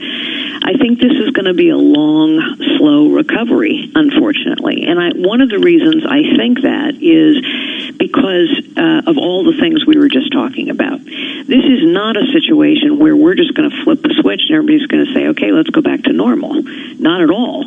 This is going to be a rolling opening of the economy, perhaps by county, perhaps by state, certainly by region. I think this has been a traumatic event for people, and so people don't forget. I don't think people will rush out of their homes and go pack into a restaurant. I think they're going to be thoughtful and cautious and careful about that. If you think back to 9/11, which was a trauma as well, it took the hospitality industry 3 years to recover. It took the airline industry 8 years to recover. I'm not suggesting that that's exactly the track, but I do think people who are talking about a V-shaped recovery are probably not being realistic about the extent to which this will be a long process of reopening and a traumatic experience that people won't soon forget. I wonder also, for at least many companies, whether they can have some small effect on how fast people regain confidence. Either confidence in employees, willingness to come back in, because you demonstrate you're taking all of these precautions to really protect their safety. Safety of customers, that you've taken these precautions. You're doing business in a different way, so I am more comfortable going into a restaurant, into a store, going back to my workplace instead of working from home because I know you've taken care of me. Absolutely. And this is an opportunity for businesses of any size. This is an opportunity for businesses of any size to think through how they emerge stronger from this. And I believe that is possible. So, one can interpret my comments about a long, slow recovery as pessimistic. I think they're realistic. On the optimistic side, however, there are real opportunities for businesses to learn from this set of events, to do things differently when they open up again. Every business has vulnerabilities. Now is the time to look at those vulnerabilities and say, I'm going to do it differently next time. And it's also an opportunity to rebuild, regain trust, and to redouble and strengthen a relationship with customers and employees by taking the extra care, by making the extra effort, by taking those steps that are going to lead to a stronger position over time. I think smart businesses will do that. At the same time, as a CEO, I suppose you have to figure out the lay of the land, as it were. There are some things you can't overcome. And I'll give two examples. Maybe they work, maybe they don't work. On the one hand, if you're in tech, generalizing, this looks pretty good for tech. If we're going to do more telecommuting, essentially, if we're going to do more tele-education, that's going to be good for tech. It's going to be good for the Verizons, for the people who make the equipment. On the other hand, for example, if you're in commercial real estate, it may be challenging. People may not be rushing back to malls, for example. Yes, I think that's absolutely right. And it's one of the reasons why, in the work that I do, coaching leaders and developing leaders, I say that a leader has to be very clear-eyed and realistic about the current state.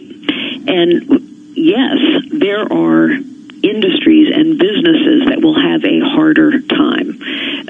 Beauty salons, nail salons, bars, restaurants, real estate, those are harder than Verizon or Google, for sure. On the other hand, even in Google, an organization that is proud of the fact that they share a lot of office space, I think they're going to have to rethink that a little bit. So all businesses have an opportunity, but yes, I think there are businesses that can differentiate themselves by how thoughtful they are about recognizing the trauma that we've been through and reassuring customers that they understand and care for their concerns about health. And Carly, globally, for a moment, particularly if you're a global company, what possible ramifications might this have? We've had President Trump criticize China, but he's not alone in that now. The Europeans now increasingly are coming out and saying, we're not sure China was that reliable in the early stages of this virus. Is this going to affect people's relations with China, and for that matter, more broadly, cross-border transactions? Yes, I think the short answer is yes. I think our relations with China are going to be impacted from multiple perspectives. Number one, lack of trust, to your point, in the information that was provided, whether it was complete and timely. It appears the answer is no to both of those. But also, I think many companies now are rethinking their